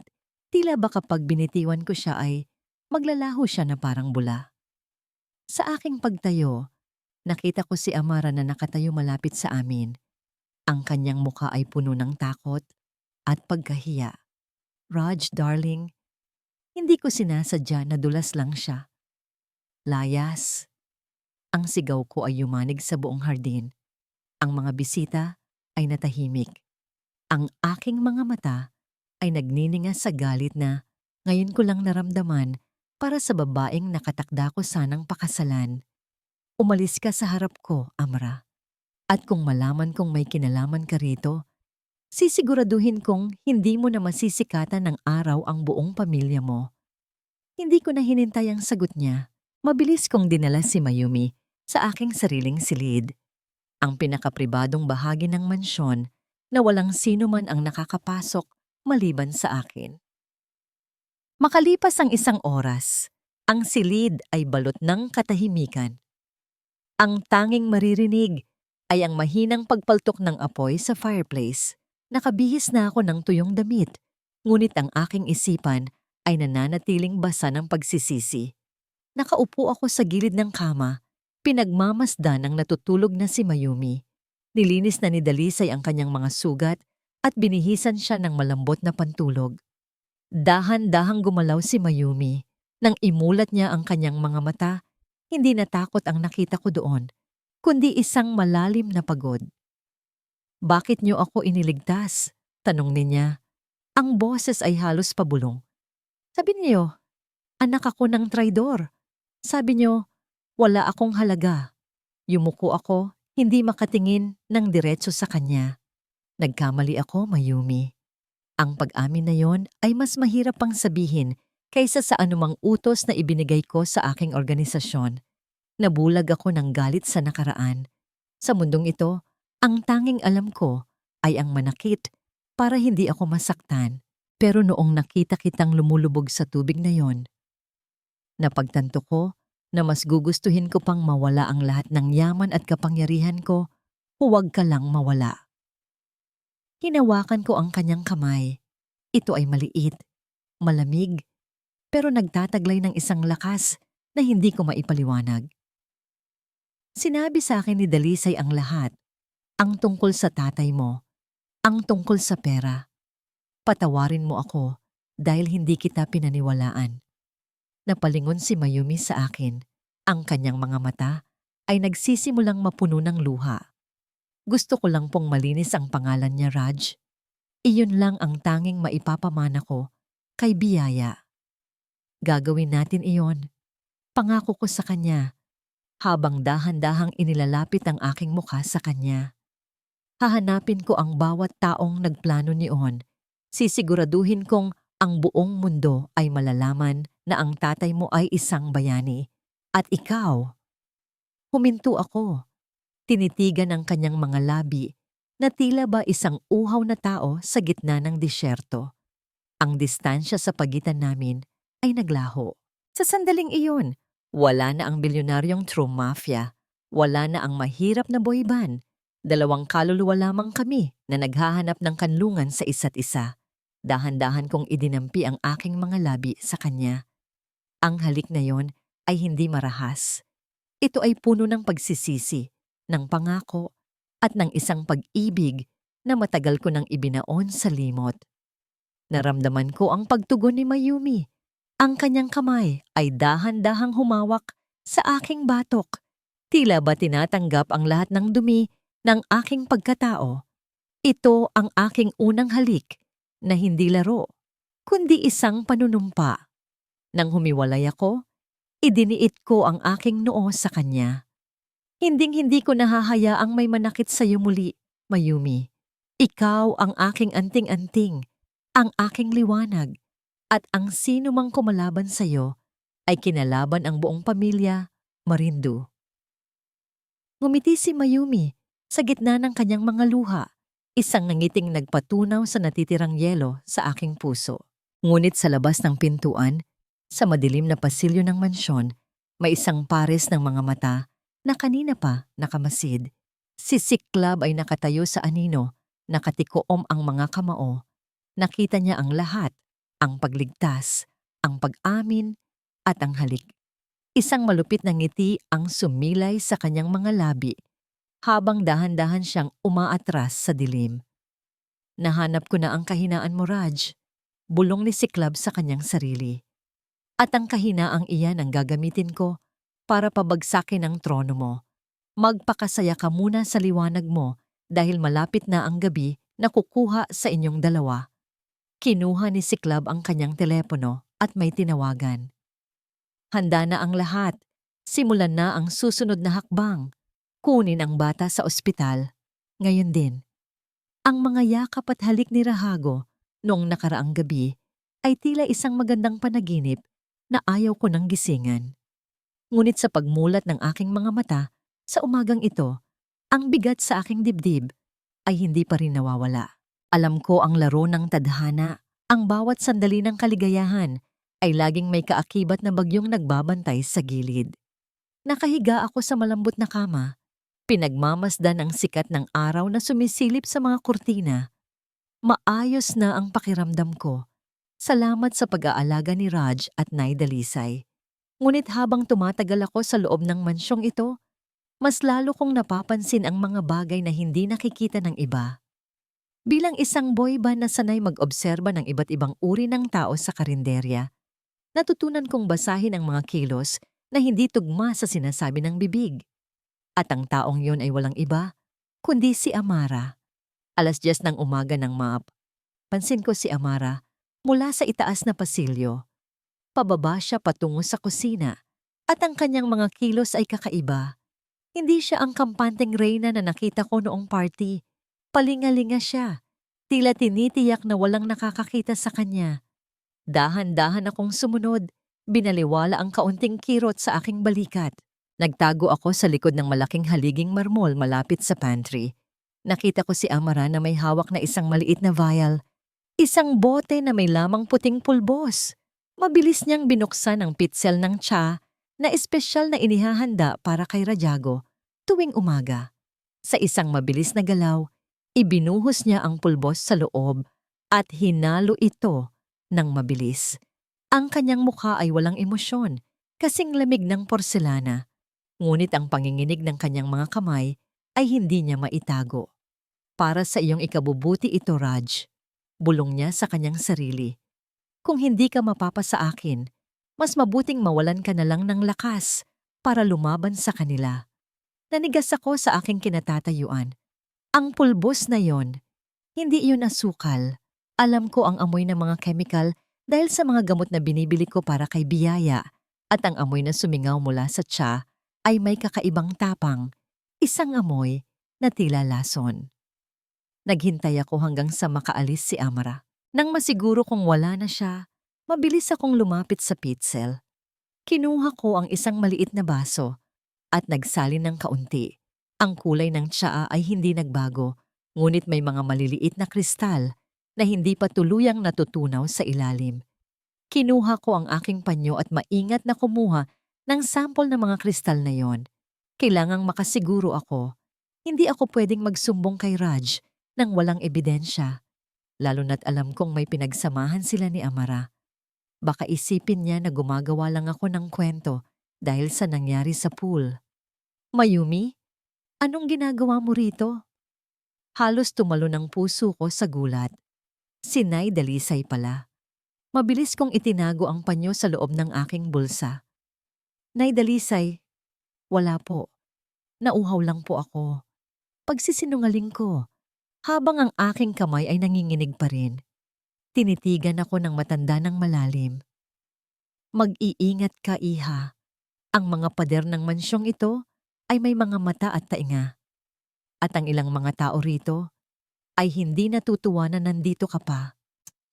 Tumango ako at mabilis na bumalik sa aking silid, ngunit hindi ako mapakali. Kung ang tsaa na yon ay nakakalason, unti-unting pinapatay ni Amara si Rajago. Iyon ba ang dahilan kung bakit napapansin kong madalas siyang nakahawak sa kanyang ulo nitong mga nakaraang araw? Kung bakit tila mabilis siyang mapagod? Kailangan kong makapasok sa silid ni Amara. Doon ko sigurado mahahanap ang vial na yon o ang iba pang ebidensya. Naghintay ako hanggang sumapit ang hapon noong si Rajago ay umalis para sa isang mahalagang pulong sa lungsod at si Amara naman ay nasa hardin para sa kanyang tea time. Ito na ang pagkakataon ko. Mabilis akong lumusot sa pasilyo patungo sa wing ng mansyon kung nasaan ang silid ni Amara. Ang pinto ay nakakandado, pero naalala ko ang sinabi ni Nay Dalisay tungkol sa mga duplicate key na nakatago sa ilalim ng florera sa dulo ng pasilyo para sa mga emergency cleaning. Nanginginig ang aking mga kamay habang pinipikit ang susi. Click! Bumukas ang pinto. Ang silid ni Amara ay punong-puno ng karangyaan. Amoy ng mamahaling pabango at rosas. Pero para sa akin, amoy ito ng panganib. Mabilis kong hinalughog ang kanyang vanity table. May mga alahas, make-up, at mga liham. Wala roon ang vial. Sinubukan ko ang kanyang bedside drawer. Doon, sa ilalim ng isang tumpok ng mga silk scarf, nakita ko ang isang lihim na compartment. Binuksan ko ito at tumambad sa akin ang ilang maliliit na bote na walang label at isang notebook na puno ng mga sulat kamay. Binasa ko ang huling pahina. Dose 4. Side effects starting to show. Irritability, blurred vision. By dose 10, the heart will begin to weaken. No trace in autopsy. Cyclab is impatient, but perfection takes time. Napatakip ako sa aking bibig. Ang lason ay hindi lang gawa ni Amara. Kasabwat niya si Cyclab. Pinapatay nila si Rajago ng dahan-dahan para makuha ang kapangyarihan ng mga marindu. Mabilis kong kinuha ang notebook at ang isa sa mga vial. Kailangan kong ipakita ito kay Rajago ngayon din. Ngunit bago pa ako makahakbang patungo sa pinto, narinig ko ang mahinang tunog ng pagpihit ng doorknob. Sino ang nandyan? Boses yon ni Amara. Natigilan ako. Wala akong matataguan kundi sa loob ng malaking cabinet na puno ng mga gown. Mabilis akong pumasok at dahan-dahang isinara ang pinto. Sapat lang para makakita ako sa maliit na awang. Pumasok si Amara. Kasunod ang isang lalaki. Ang puso ko ay tila sasabog sa bilis ng tibok nang makilala ko ang lalaki. Si Siklab. Nasaan na ang ebidensya ng katapatan mo, Amara? Tanong ni Siklab. Ang kanyang boses ay puno ng panunuya. Masyadong mabagal ang lason mo. Gusto ko nang makuha ang trono bago pa magising ang damdamin ni Raj sa boyban na iyon. Huwag mo akong madaliin, Siklab. Asik ni Amara. Kung bibiglaan natin, mahahalata ng mga doktor. Sa ngayon, ang mahalaga ay nakuha mo na ang bata. Iyon ang huli nating alas. Ang batang si Biyaya? Bulong ko sa aking sarili. Ang mga luha ay nagsimulang dumaloy sa aking mga pisngi. Hindi nila pwedeng saktan ang kapatid ko. Ligtas ang bata sa bodega sa labas ng bayan, sabi ni Siklab habang humihit-hit ng sigarilyo. Kapag nalaman ni Mayumi na hawak natin ang kapatid niya, siya mismo ang maglalagay ng huling dose sa tsaa ni Rajago, isang boyban na pumatay sa kanyang amo dahil sa pag-ibig sa kapatid. Napakagandang kwento, hindi ba? Nagtawanan silang dalawa, isang tunog na parang galing sa mga demonyo. Hindi ko mapigilang mapahikbi ng mahina. Ang takot at galit ay naghahalo sa aking dibdib. Ano yon? Biglang tumigil si Siklab. Tumingin siya sa direksyon ng cabinet kung nasaan ako. Ano? Tanong ni Amara. May narinig ako, sabi ni Siklab habang dahan-dahang lumalapit sa cabinet. Nanigas ang buong katawan ko. Pinigil ko ang aking paghinga. Pilit na hindi gumagawa ng anumang tunog kahit na ang bawat selula ng aking katawan ay nanginginig sa takot. Ang bawat hakbang ni Siklab ay parang tunog ng hatol ng kamatayan para sa akin. Dahan-dahang inabot ni Siklab ang hawakan ng pinto ng cabinet. Ang liwanag mula sa labas ay dahan-dahang pumasok habang binubuksan niya ito. Well. Isang malupit na ngiti ang sumilay sa mukha ni Siklab nang magtama ang aming mga mata. Mukhang may munting daga tayong nakikinig sa usapan ng mga tao. Mabilis akong hinablot ni Siklab sa buhok at kinaladkad palabas ng cabinet. Napasigaw ako sa sakit at takot. Mayumi! Gulat na sabi ni Amara. Ngunit agad itong napalitan ng isang mapanganib na ningning sa kanyang mga mata. Napakagaling. Mukhang hindi na natin kailangang maghanap sa kanya. Ano nang gagawin natin sa kanya, boss? Tanong ni Amara habang nakatingin sa akin ng may pandidiri. Itinulak ako ni Siklab sa sahig at itinutok ang kanyang baril sa aking noo. Ang daga ay dapat nang tapusin. Pero bago yon, tatawagan natin si Rajago. Gusto kong marinig niya ang huling hininga ng kanyang mahal na anting-anting. Ang bawat hibla ng aking pagkatao ay nanginginig sa galit habang nakatitig ako sa duguang si Siklab na may hawak na baril sa tapat ng mukha ni Mayumi. Ang tunog ng pagsabog ng pinto ay tila hindi sapat para ilabas ang puot na nararamdaman ko. Sa loob ng maraming taon, alam kong may ahas sa loob ng aking bakuran, pero hindi ko akalaing gagamitin nila ang tanging bagay na nagpabago sa aking mundo. Ibaba mo ang baril na yan. Siklab, ulit ko. Ang boses ko ay kasing lamig ng kamatayan. Ang aking mga tauhan ay nakapaligid na sa amin. Ang kanilang mga baril ay nakatutok sa dalawang traidor sa harap ko. Ngunit sa halip na matakot, isang malakas at nakakangilong tawa ang kumawala kay Siklab. Masyado kang mabilis, Raj.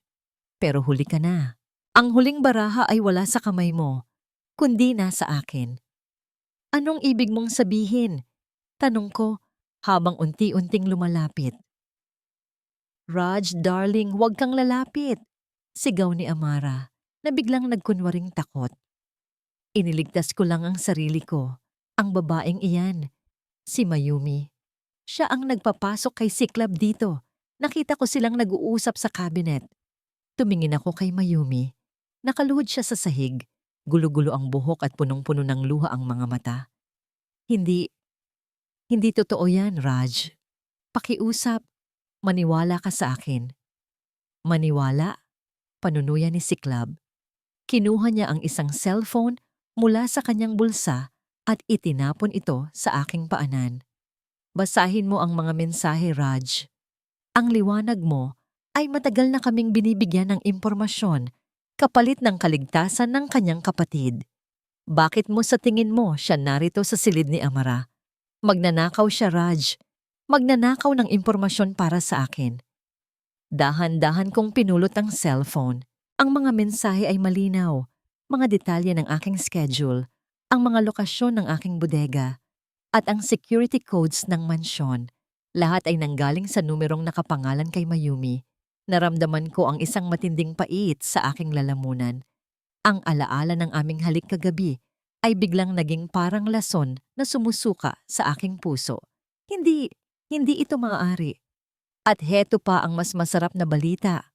Dugtong ni Siklab, ang kanyang mga mata ay nagniningning sa tagumpay. Habang abala ka sa paglalaro ng bahay-bahayan, kasama ang anak ng traidor na si Danilo, ang mga tauhan ko ay kasalukuyan nang nailabas ang batang si Biyaya mula sa ospital. Wala na siya roon, Raj.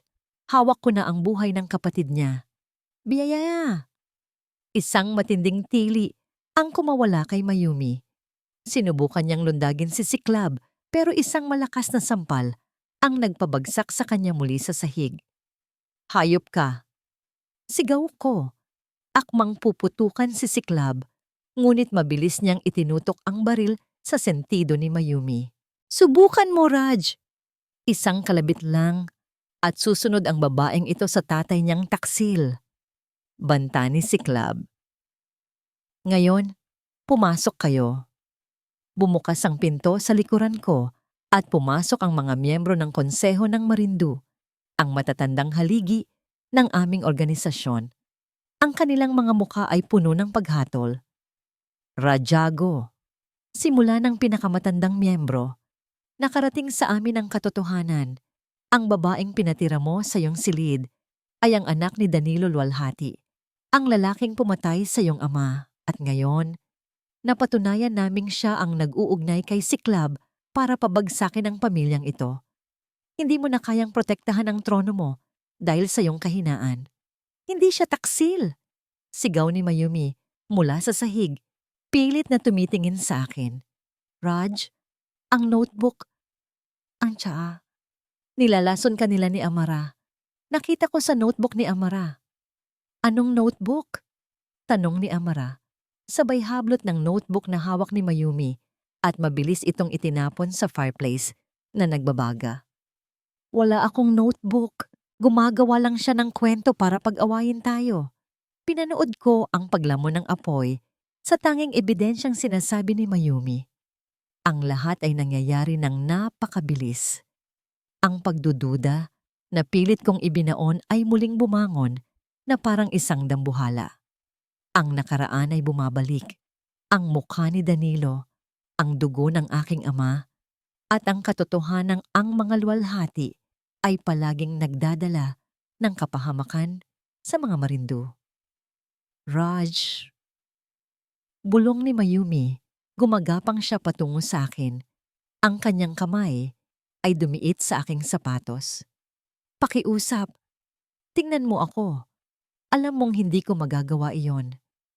Tiningnan ko siya. Nakita ko ang parehong mga mata na nagligtas sa akin noong ambush. Pero nakita ko rin ang mga mensahe sa cellphone. Nakita ko ang galit ng konseho. At higit sa lahat, naramdaman ko ang sakit ng isang lalaking nalinlang sa pangalawang pagkakataon ng parehong pamilya. Ang pag-ibig ay ginawa akong mahina. At sa mundong ito, ang mahina ay walang karapatang mamuno. Tumayo ka. Malamig kong sabi. Raj, sabi ko tumayo ka. Sigaw ko.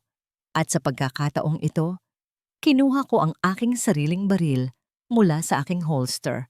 Nanlaki ang mga mata ni Mayumi. Ang katahimikan sa silid ay kasing bigat ng isang kabaong. Dahan-dahan siyang tumayo, nanginginig, habang ang dulo ng aking baril ay nakatutok mismo sa gitna ng kanyang noo. Sinabi ko sa iyo, Mayumi, ang tanging bagay na mas masama sa pagkamatay ay ang pagtataksil sa akin. Sabi ko, ang aking boses ay pumapiyok sa tindi ng emosyong pilit kong sinusupil. Ginamit mo ba ako? Ginamit mo ba ang bawat halik at bawat pangako ko para lang makalapit sa akin at tapusin ang sinimulan ng tatay mo? Hindi, Raj. Hinding-hindi ko magagawa yan. Hikbi niya. Ang dulo ng baril ay dumidikit na sa kanyang balat. Kung ganoon, bakit hawak ni Siklab ang kapatid mo? Bakit nahanap ka sa silid na ito? Bakit ang mga mensaheng ito ay galing sa'yo? Bulyaw ko. Ang galit ko ay hindi lang para sa kanya, kundi para sa sarili ko dahil hinayaan kong maging tanga ako sa pag-ibig. Raj, pakiusap. Magsalita ka! Idiniit ko pa lalo ang baril. Sapat para mapadaing siya sa sakit. Ikaw ba ang may gawa nito? Ikaw ba ang traidor na pumatay sa natitirang tiwala ko? Tinitigan ako ni Mayumi ng diretso sa mata. Sa gitna ng kanyang mga luha, nakita ko ang isang bagay na hindi ko inaasahan. Awa. Naaawa siya sa akin. Kung iyan ang gusto mong paniwalaan, Raj. Bulong ni Mayumi, ang kanyang boses ay naging kalmado sa gitna ng unos. Pindutin mo na ang gatilyo. Dahil mas pipiliin ko pang mamatay sa kamay mo kaysa mabuhay sa mundong wala kang tiwala sa akin. Nanginig ang aking daliri sa gatilyo. Ang buong konseho ay nakamasid. Si Siklab ay nakangisi. Si Amara ay naghihintay. Ang buong buhay ko bilang pinuno ay nakasalalay sa segundong ito. Papatayin ko ba ang babaeng nagbigay sa akin ng liwanag? O hahayaan kong lamunin ako ng dilim ng aking nakaraan? Nabingi ako sa lakas ng putok ng baril. Sa loob ng isang saglit, ang buong mundo ay huminto. Inasahan ko ang lamig ng bakal at ang hapdi ng bala na tatagos sa aking noo. Ngunit sa halip, naramdaman ko ang pagtalsik ng mainit na dugo sa aking pisngi. Dahan-dahan kong imulat ang aking mga mata. Hindi ako ang nabaril. Ang tauhan ni Rajago na nasa likuran ko, ang lalaking kanina pa, may hawak na patalim na nakatago sa kanyang likod, ay siyang dahan-dahang bumagsak sa sahig. Binaril siya ni Rajago sa balikat bago pa man siya maakakilos. Sa tingin mo ba, Siklab, ay hindi ko alam kung sino ang mga taong binayaran mo sa loob ng mansyong ito? Ang boses ni Rajago ay parang galing sa hukay. Hindi niya ibinaba ang kanyang baril. Ngunit sa pagkakataong ito, hindi na ito nakatutok sa akin, kundi sa pagitan ni Siklab at Amara. Raj, anong ginagawa mo? Ang babaeng yan ng traidor. Sigaw ni Amara, ang kanyang boses ay pumipiyok sa takot. Tumahimik ka, Amara. Bulyaw ko, habang pilit na tumatayo. Nanginginig ang aking buong katawan, pero ang galit sa aking dibdib ay mas matindi kaysa sa panghihina. Raj, makinig ka sa akin. Kahit patayin mo ako ngayon, kailangang malaman mo ang totoo. Ang tsaa na iniinom mo tuwing umaga, nilalagyan ni Amara ng lason, isang uri ng lason na unti-unting nagpapahina sa puso mo. Kasinungalingan, sigaw ni Amara. Mabilis kong kinapkap ang aking bulsa. Doon, naramdaman ko ang maliit na bote na kinuha ko mula sa kanyang silid bago ako nahuli ni Siklab. Heto ang ebidensya. Ipasuri mo ito sa mga doktor mo, Raj. At kung hindi ka pa naniniwala, tanungin mo si Nay Dalisay. Sa sandaling iyon, pumasok si Nay Dalisay sa silid. Bit-bit ang isang lumang record book ng pamilya Marindu na matagal nang nawawala. Ang matanda ay umiiyak, pero ang kanyang mga mata ay puno ng determinasyon. Senyor Rajago, patawarin niyo ako sa pananahimik ko sa loob ng maraming taon, ani Nay Dalisay. Ang tatay ni Mayumi, si Danilo, hindi siya taksil, Siya ay biktima ng isang planong binuo ni na Siklab at ng pamilya ni Amara para ubusin ang mga Marindu. Narito ang mga ebidensya ng bank transfers noong gabing iyon. Hindi para kay Danilo, kundi para sa mga tauhan ni Siklab na naglagay ng pera sa bangkay niya. Nakita ko ang unti-unting pagbabago sa mukha ni Rajago. Ang galit ay napalitan ng isang matinding gulat at pagkatapos ay ng isang masidhing pagsisisi. Tumingin siya sa akin at sa pagkakataong ito, nakita ko ang lalaking mahal ko, ang lalaking hiningan ko ng tiwala. Mayumi, bulong niya. Ang kanyang baril ay dahan-dahang ibinaba. Raj, huli na para sa drama. Sigaw ni Siklab. Bigla siyang kumilos at kinaladkad si Amara palabas ng pinto habang nagpapaputok ng baril bilang pananakot. Hawak ko ang kapatid mo, Mayumi. Kung gusto niyo siyang makitang humihinga pa, pumunta kayo sa lumang bodega sa Pantalan. Mag-isa lang kayo, Raj. O magpapaalam ka na sa batang iyon. Yaya. Sigaw ko. Akmang susunod, pero pinigilan ako ni Rajago. Hinila niya ako sa kanyang dibdib. Huwag, Mayumi. Mapanganib. Hindi ko pwedeng pabayaan si Biyaya, Raj. Siya na lang ang meron ako. Humahagulgol na ako. Lahat ng ito, ang pamilya ko ay laging nagsasakripisyo para sa inyo. Tama na. Hinawakan ni Rajago ang aking magkabilang pisngi. Ang kanyang mga mata ay basang-basa rin. Patawarin mo ako, Mayumi. Patawarin mo ako sa lahat ng sakit na idinulot ko. Pero pangako ko sa iyo, sa ngalan ng aking ama at ng tatay mo, ibabalik ko si Biyaya sa iyo. Kahit buhay ko pa ang kapalit. Mabilis kaming nakarating sa lumang bodega sa tabi ng dagat. Ang paligid ay balot ng dilim, maliban sa ilang ilaw na kumukurap-kurap sa loob. Ang amoy ng alat at kalawang ay humahalo sa kaba na halos bumali sa aking mga tuhod. Pumasok kami ni Rajago. Sa gitna ng bodega, nakita namin si Biyaya na nakatali sa isang upuan. Ang bata ay maputlang maputla, nahihirapang huminga dahil sa kanyang sakit sa puso. Sa likuran niya, nakatayo si Siklab habang si Amara ay nakaluhod sa gilid, nanginginig sa takot dahil alam niyang wala na siyang matatatakbuhan. Bitawan mo ang bata, Siklab, malamig na sabi ni Rajago. Inilapag niya ang kanyang baril sa sahig bilang tanda ng pagsuko, gaya ng iniutos ni Siklab sa pamamagitan ng text.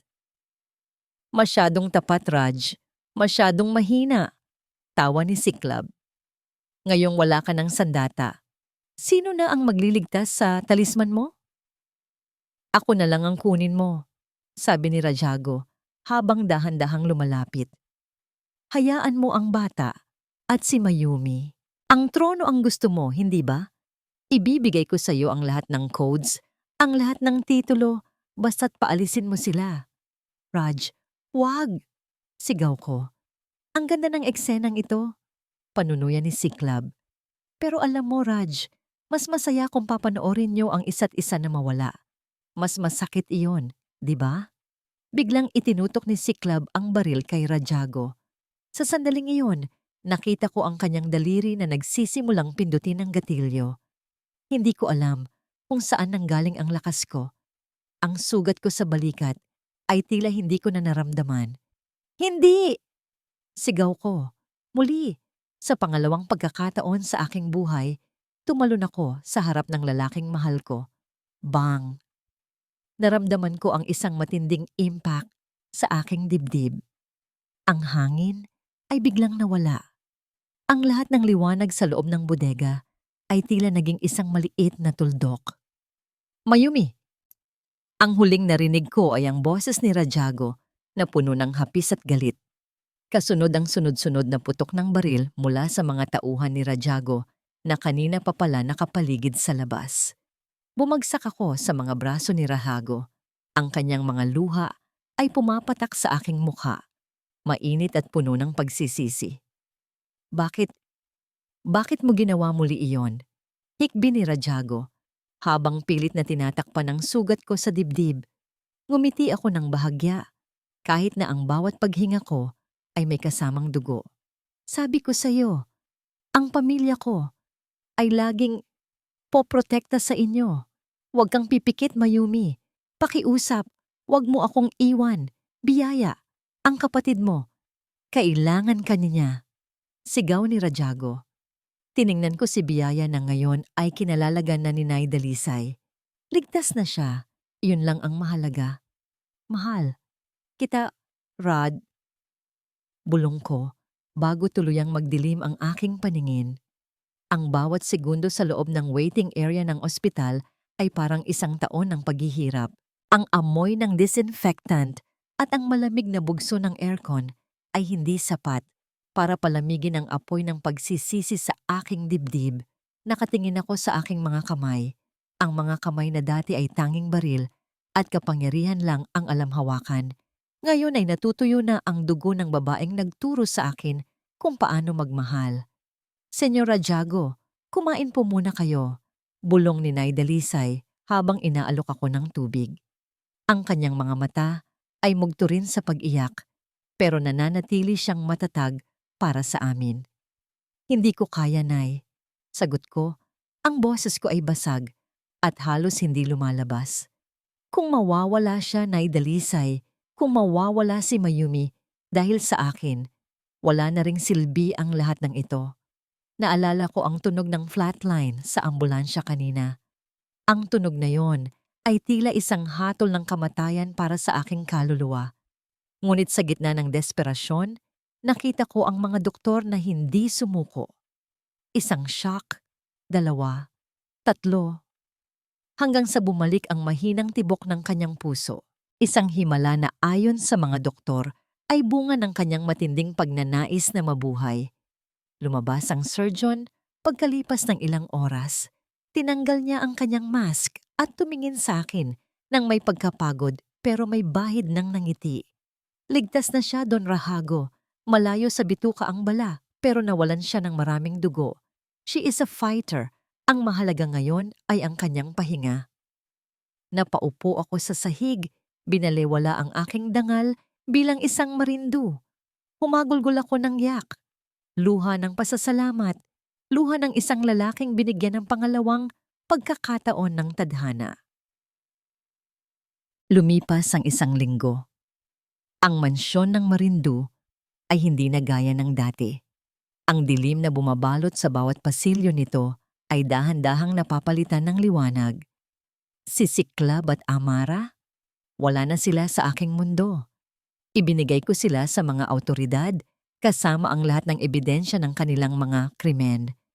Hindi ko sila pinatay, hindi dahil sa awa, kundi dahil ayaw ko nang madungisan pa ng dugo ang mga kamay na hahawak sa kamay ni Mayumi sa hinaharap. Ang hustisya ay nakamit na at ang pangalan ni Danilo Luwalhati ay formal nang nilinis. Ang buong bansa ay nalaman na siya ay isang bayaning nagligtas sa Don, hindi isang taksil. Pumasok ako sa silid ni Mayumi sa ospital. Doon, nakita ko siya na nakaupo na sa kama. Masigla na ang kulay ng kanyang balat. Sa tabi niya ay si Biyaya, na kamakailan lang ay sumailalim sa matagumpay na operasyon sa puso na ako mismo ang nagbayad at nag-asikaso. Ang bata ay tumatawa habang nagkukulay ng isang libro. Raj, tawag sa akin ni Mayumi. Ang kanyang nangiti ay tila isang bukang liwayway na kanyang nangiti ay tila isang bukang liwayway na tumutunaw sa anumang natitirang dilim sa aking pagkatao. Lumapit ako sa kanya. Bitbit ang isang bungkos ng sariwang mga bulaklak. Ipinatong ko ang mga ito sa bedside table at dahan-dahang hinawakan ang kanyang kamay. Pakiramdam ko ay napakaswerte ko. Sa kabila ng lahat ng sakit, ng pagdududa at ng mga bala, narito siya, buhay. Kuya Rad, masayang bati ni Biyaya.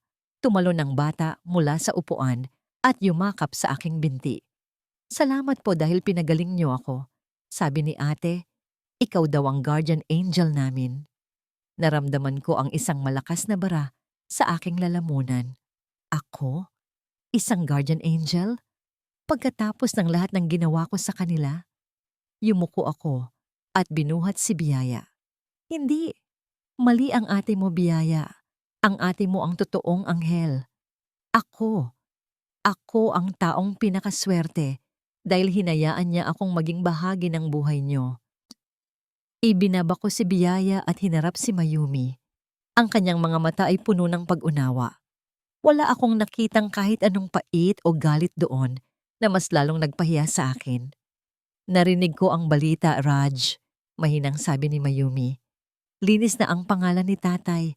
Maraming salamat. Iyon ang katotohanan, Mayumi. Dapat lang na malaman ng lahat. Sagot ko. At tungkol kina Siklab at Amara, hindi na nila kayo guguluhin pa. Mabubulok sila sa kulungan sa lahat ng ginawa nila. Pero higit pa roon, may sasabihin ako sa'yo. Huminga ako ng malalim. Nagdesisyon na ako. Iiwan ko na ang organisasyon. Ipinasa ko na ang pamumuno sa konseho sa ilalim ng mga bagong patakaran. Isang legal na korporasyon na lamang ang ititira ko. Ayaw ko nang mabuhay sa anino ng baril at dugo. Gusto kong magsimula muli kasama kayo. Nanlaki ang mga mata ni Mayumi. Alam niyang ang pag-iwan sa mundong kinalakihan ko ay hindi madali. Sigurado ka ba, Raj? Iyan ang buhay mo. Hindi, Mayumi. Hinawakan ko ng mas mahigpit ang kanyang kamay at idiniit ito sa aking pisngi. Ikaw ang buhay ko. Kayo ni Biyaya. Noong akala ko ay nawala ka na sa akin doon sa bodega, naisip ko na anong silbi ng trono kung wala namang reynang katabi ko. Anong silbi ng yaman kung ang pusong nagligtas sa akin ay hindi ko na maririnig ang tibok? Tumulo ang luha mula sa mga mata ni Mayumi, pero sa pagkakataong ito, luha ito ng kaligayahan. Inilapit ko ang aking mukha sa kanya at binigyan siya ng isang mahabang halik sa noo. Isang halik na puno ng paggalang at pangako. Magpagaling ka na, Mayumi. Bulong ko. Dahil kapag nakalabas ka na rito, may isang lugar tayong pupuntahan, isang lugar kung saan nagsimula ang lahat. Pero sa pagkakataong ito, hindi na luha ang dadalhin natin doon. Lumipas ang ilang linggo. Ang araw ay maliwanag sa Baryo Pag-asa. Hindi na ito ang madilim at nakakatakot na eskinita na iniwan ni Mayumi. Isang malaking selebrasyon ang nagaganap sa tapat ng lumang karinderya kung saan siya dating nagtatrabaho. Nakasuot si Mayumi ng isang simpleng puting bestida na nagpapatingkad sa kanyang natural na ganda. Sa tabi niya ay si Biyaya, na ngayon ay masigla ng tumatakbo at nakikipaglaro sa ibang mga bata. Dumating ang convoy ng mga sasakyan, pero sa pagkakataong ito, walang mga armadong lalaki na bumaba. Sa halip, lumabas ako na may dalang mga dokumento at mga regalo para sa buong baryo. Mga kaibigan, anunsyo ko sa harap ng mga taga-Baryo Pag-asa. Sa ngalan ng pamilya Marindu at bilang parangal kay Danilo Lualhati, itatayo natin dito ang Lualhati Medical Center, isang libreng ospital para sa lahat ng nangangailangan. Ito ay handog ko para sa babaeng nagturo sa akin na ang tunay na kapangyarihan ay wala sa baril, kundi sa pagmamahal. Nagpalakpakan ang mga tao. Nakita ko ang paghanga at pasasalamat sa kanilang mga mata. Pero ang tanging reaksyon na mahalaga sa akin ay ang tingin ni Mayumi. Lumapit siya sa akin at yumakap ng mahigpit. Ginawa mo talaga, bulong niya. Gagawin ko ang lahat para sa iyo, Mayumi. Sagot ko. Inakay ko siya patungo sa gitna ng plaza. Sa harap ng lahat, dahan-dahan akong lumuhod sa isang tuhod. Inilabas ko ang isang maliit na pilus na kotak na naglalaman ng isang singsing na may diamanteng kasing liwanag ng kanyang kaluluwa. Ang mga tao ay nagsimulang magtilian. Ang kaba ko ay mas matindi pa kaysa noong hinarap ko ang mga kaaway ko. Mayumi Lualhati. Simula ko, ang aking boses ay nanginginig sa emosyon. Iniligtas mo ang buhay ko, hindi lang minsan, kundi 2 beses. Ang unang pagkakataon ay mula sa bala, at ang pangalawa ay mula sa aking sariling kadiliman. Hindi ko maipapangako na magiging madali ang lahat, pero ipinapangako ko na habang buhay, kitang iingatan, mamahalin, at pagsisilbihan. Huminga ako ng malalim, tinitingnan ang kanyang nagniningning na mga mata. Will you marry me, Mayumi? Papayag ka bang maging asawa ng isang lalaking binuo mo muli? Ang katahimikan ay tila ba huminto sa paghinga ang buong baryo. Nagtama ang aming mga paningin at sa sandaling iyon, nakita ko ang lahat ng aming pinagdaanan. Ang hirap, ang ulan, ang dugo at ang tagumpay ng aming pag-ibig. Tumigil ang mundo ko nang makita ko ang matandang lalaking papalapit sa amin. Ang kanyang muka ay puno ng mga kulubot ng panahon at ang kanyang mga mata ay tila nakasaksi ng libo-libong trahedya. Lumingon ako kay Raj at nakita ko ang tensyon sa kanyang panga. Ang singsing ay nagniningning pa rin sa kanyang kamay, isang simbolo ng pangakong binalot ng biglaang kaba. Mang Tino? Bulong ni Nay Dalisay, ang kanyang boses ay puno ng pagkagulat. Akala namin ay matagal ka nang pumanaw. Nakaligtas ako, Dalisay, pero habang buhay akong nagtago sa takot na balikan ako ni Siklab. Ang paos na boses ng matanda ay bumasag sa katahimikan. Huminto siya sa harap namin ni Raj. Senyora Jago, bago mo isuot ang singsing na yan, kailangang malaman mo ang huling sandali ng iyong ama at ni Danilo. Naramdaman ko ang panginginig ng kamay ni Raj habang dahan-dahan siyang tumatayo. Ano pa ang hindi namin alam? Inabot ng matanda ang isang maliit at kalawanging medalyon mula sa kanyang bulsa. Noong gabing iyon, hindi lang basta minaneho ni Danilo ang sasakyan. Noong tinamaan na siya ng unang bala, nagkaroon siya ng pagkakataong tumalon at iligtas ang sarili niya. Pero nakita niya ang iyong ama na nakayakap sa iyo sa backseat. Alam ni Danilo na kapag binitiwan niya ang manibela, mahuhulog ang sasakyan sa bangin kasama kayo. Napahawak ako sa aking dibdib. Ang bawat salita ay parang isang hapdi na may kasamang dangal. Kahit dugo ang duguan, idiniit ni Danilo ang kanyang paa sa preno at pilit na ibinaling ang sasakyan sa malaking puno para tumigil ito.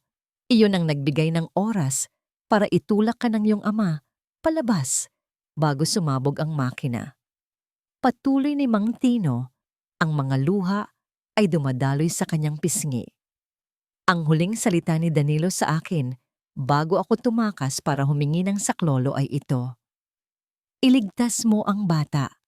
Iligtas mo ang anak ng amo ko dahil siya ang pag-asa ng lahat. Ang perang nahanap sa tabi niya, iyon ang perang itinapon ni Siklab sa loob ng sasakyan bago ito magapoy para magmukha siyang taksil. Isang matinding hikbi ang kumawala sa aking mga labi. Tiningnan ko si Raj at nakita kong hindi na niya napigilan ang kanyang mga luha.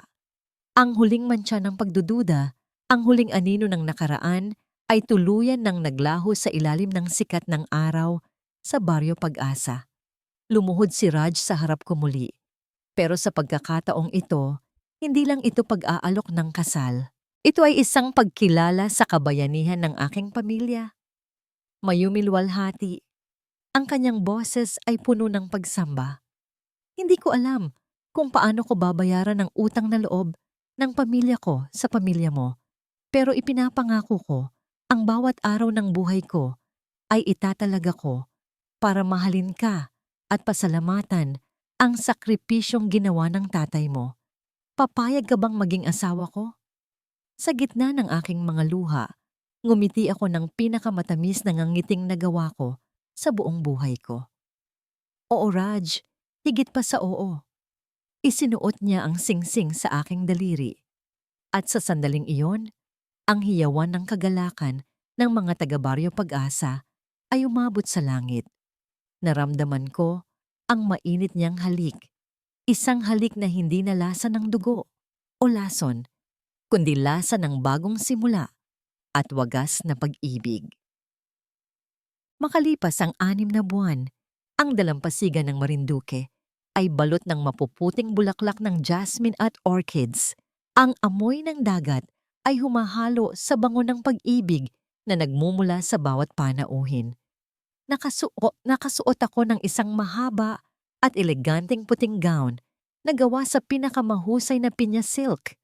Habang naglalakad ako sa pasilyo ng puting buhangin, ang bawat hakbang ko ay tila paggunita sa lahat ng hirap na pinagdaanan ko.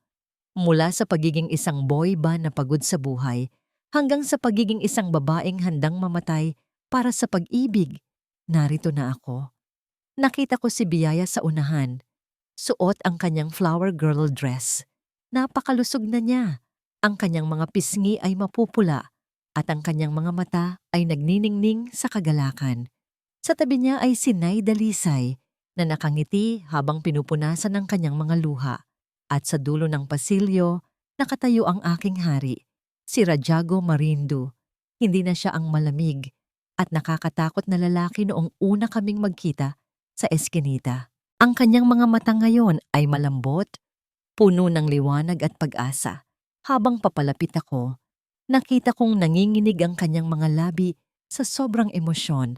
Nang maabot ko ang kanyang kamay, parang kuryenteng gumapang ang kuryente ng pag-ibig sa aking buong katawan. "You look like a dream, Mayumi," bulong niya habang iniaabot ang kanyang kamay sa akin. "And you look like my home, Raj," sagot ko. Nagsimula ang seremonya sa ilalim ng dahan-dahang paglubog ng araw. Ang langit ay nagkulay kahel at lila. Tila ba ang tadhana mismo ang nagpipinta ng aming kinabukasan. Sa harap ng Diyos at ng mga saksi, simula ni Raj sa kanyang vows, habang hawak ang aking dalawang kamay. "Ipinapangako ko, Mayumi, na ikaw ang magiging priority ko sa lahat ng bagay. Iniwan ko ang madilim na mundo para sa iyo dahil nahanap ko ang tunay na kayamanan sa iyong puso. Hinding-hindi ko hahayaang pumatak ang iyong luha dahil sa sakit.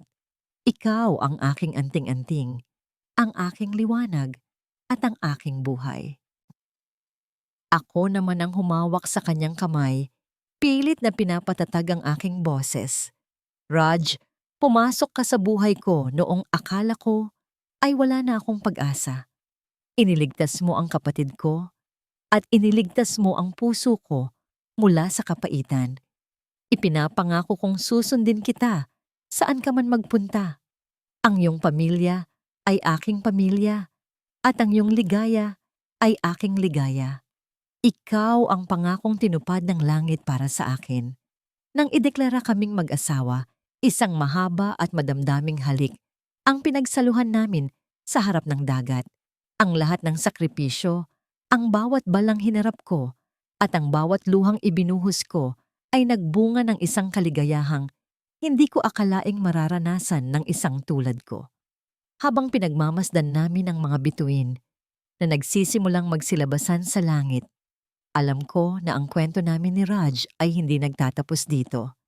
Ito ay simula pa lamang ng isang buhay na puno ng serbisyo sa iba at pagmamahal sa isa't isa. Ang pangako ng liwanag ay hindi lamang isang pamagat. Ito ang katotohanang bitbit namin sa aming mga puso habang hinaharap ang bukas ng magkasama. Sapagkat sa dulo ng bawat madilim na eskinita, palaging may naghihintay na liwanag para sa mga pusong marunong magsakripisyo at magmahal ng totoo. Ang ating kwento ni Mayumi at Rajago ay nagtuturo sa atin na ang kabutihan ng puso at ang pagiging tapat sa gitna ng pagsubok ay siyang pinakamalakas na sandata laban sa anumang kasamaan. Ang sakripisyo ay hindi kailanman nawawalan ng halaga at sa tamang panahon, ang tadhana mismo ang gagawa ng paraan upang ibalik sa atin ang higit pa sa ating ibinigay. Ang pag-ibig ay may kapangyarihang magpabago ng kahit na pinakamatigas na puso at magbigay ng liwanag sa pinakamadilim na bahagi ng ating buhay. Mula sa kailaliman ng aming puso, maraming salamat po sa inyong walang sawang pakikinig at pagsama sa bawat kabanata ng Ang Pangako ng Liwanag. Sana po ay nagustuhan ninyo ang paglalakbay ni Mayumi at Rajago. Ano pong klaseng kwento ang gusto ninyong mapakinggan sa susunod? Gusto nyo ba ng kwento ng muling pagkikita ng magkababata O isang kwento ng pag-ibig na nagsimula sa isang pagkakamali? I-comment nyo lang po sa ibaba ang inyong mga mungkahi dahil ang inyong mga salita ang nagbibigay inspirasyon sa amin na sumulat pa ng mas marami at mas magagandang kwento. Hindi dito nagtatapos ang ating paglalakbay. Marami pa pong kwentong kasing ganda at mas puno ng aral dito sa aming channel. Kung nagustuhan nyo ang kwentong ito, i-like, i-share sa pamilya at mga kaibigan at mag-subscribe na rin para lagi kayong updated sa mga susunod pa naming kwento.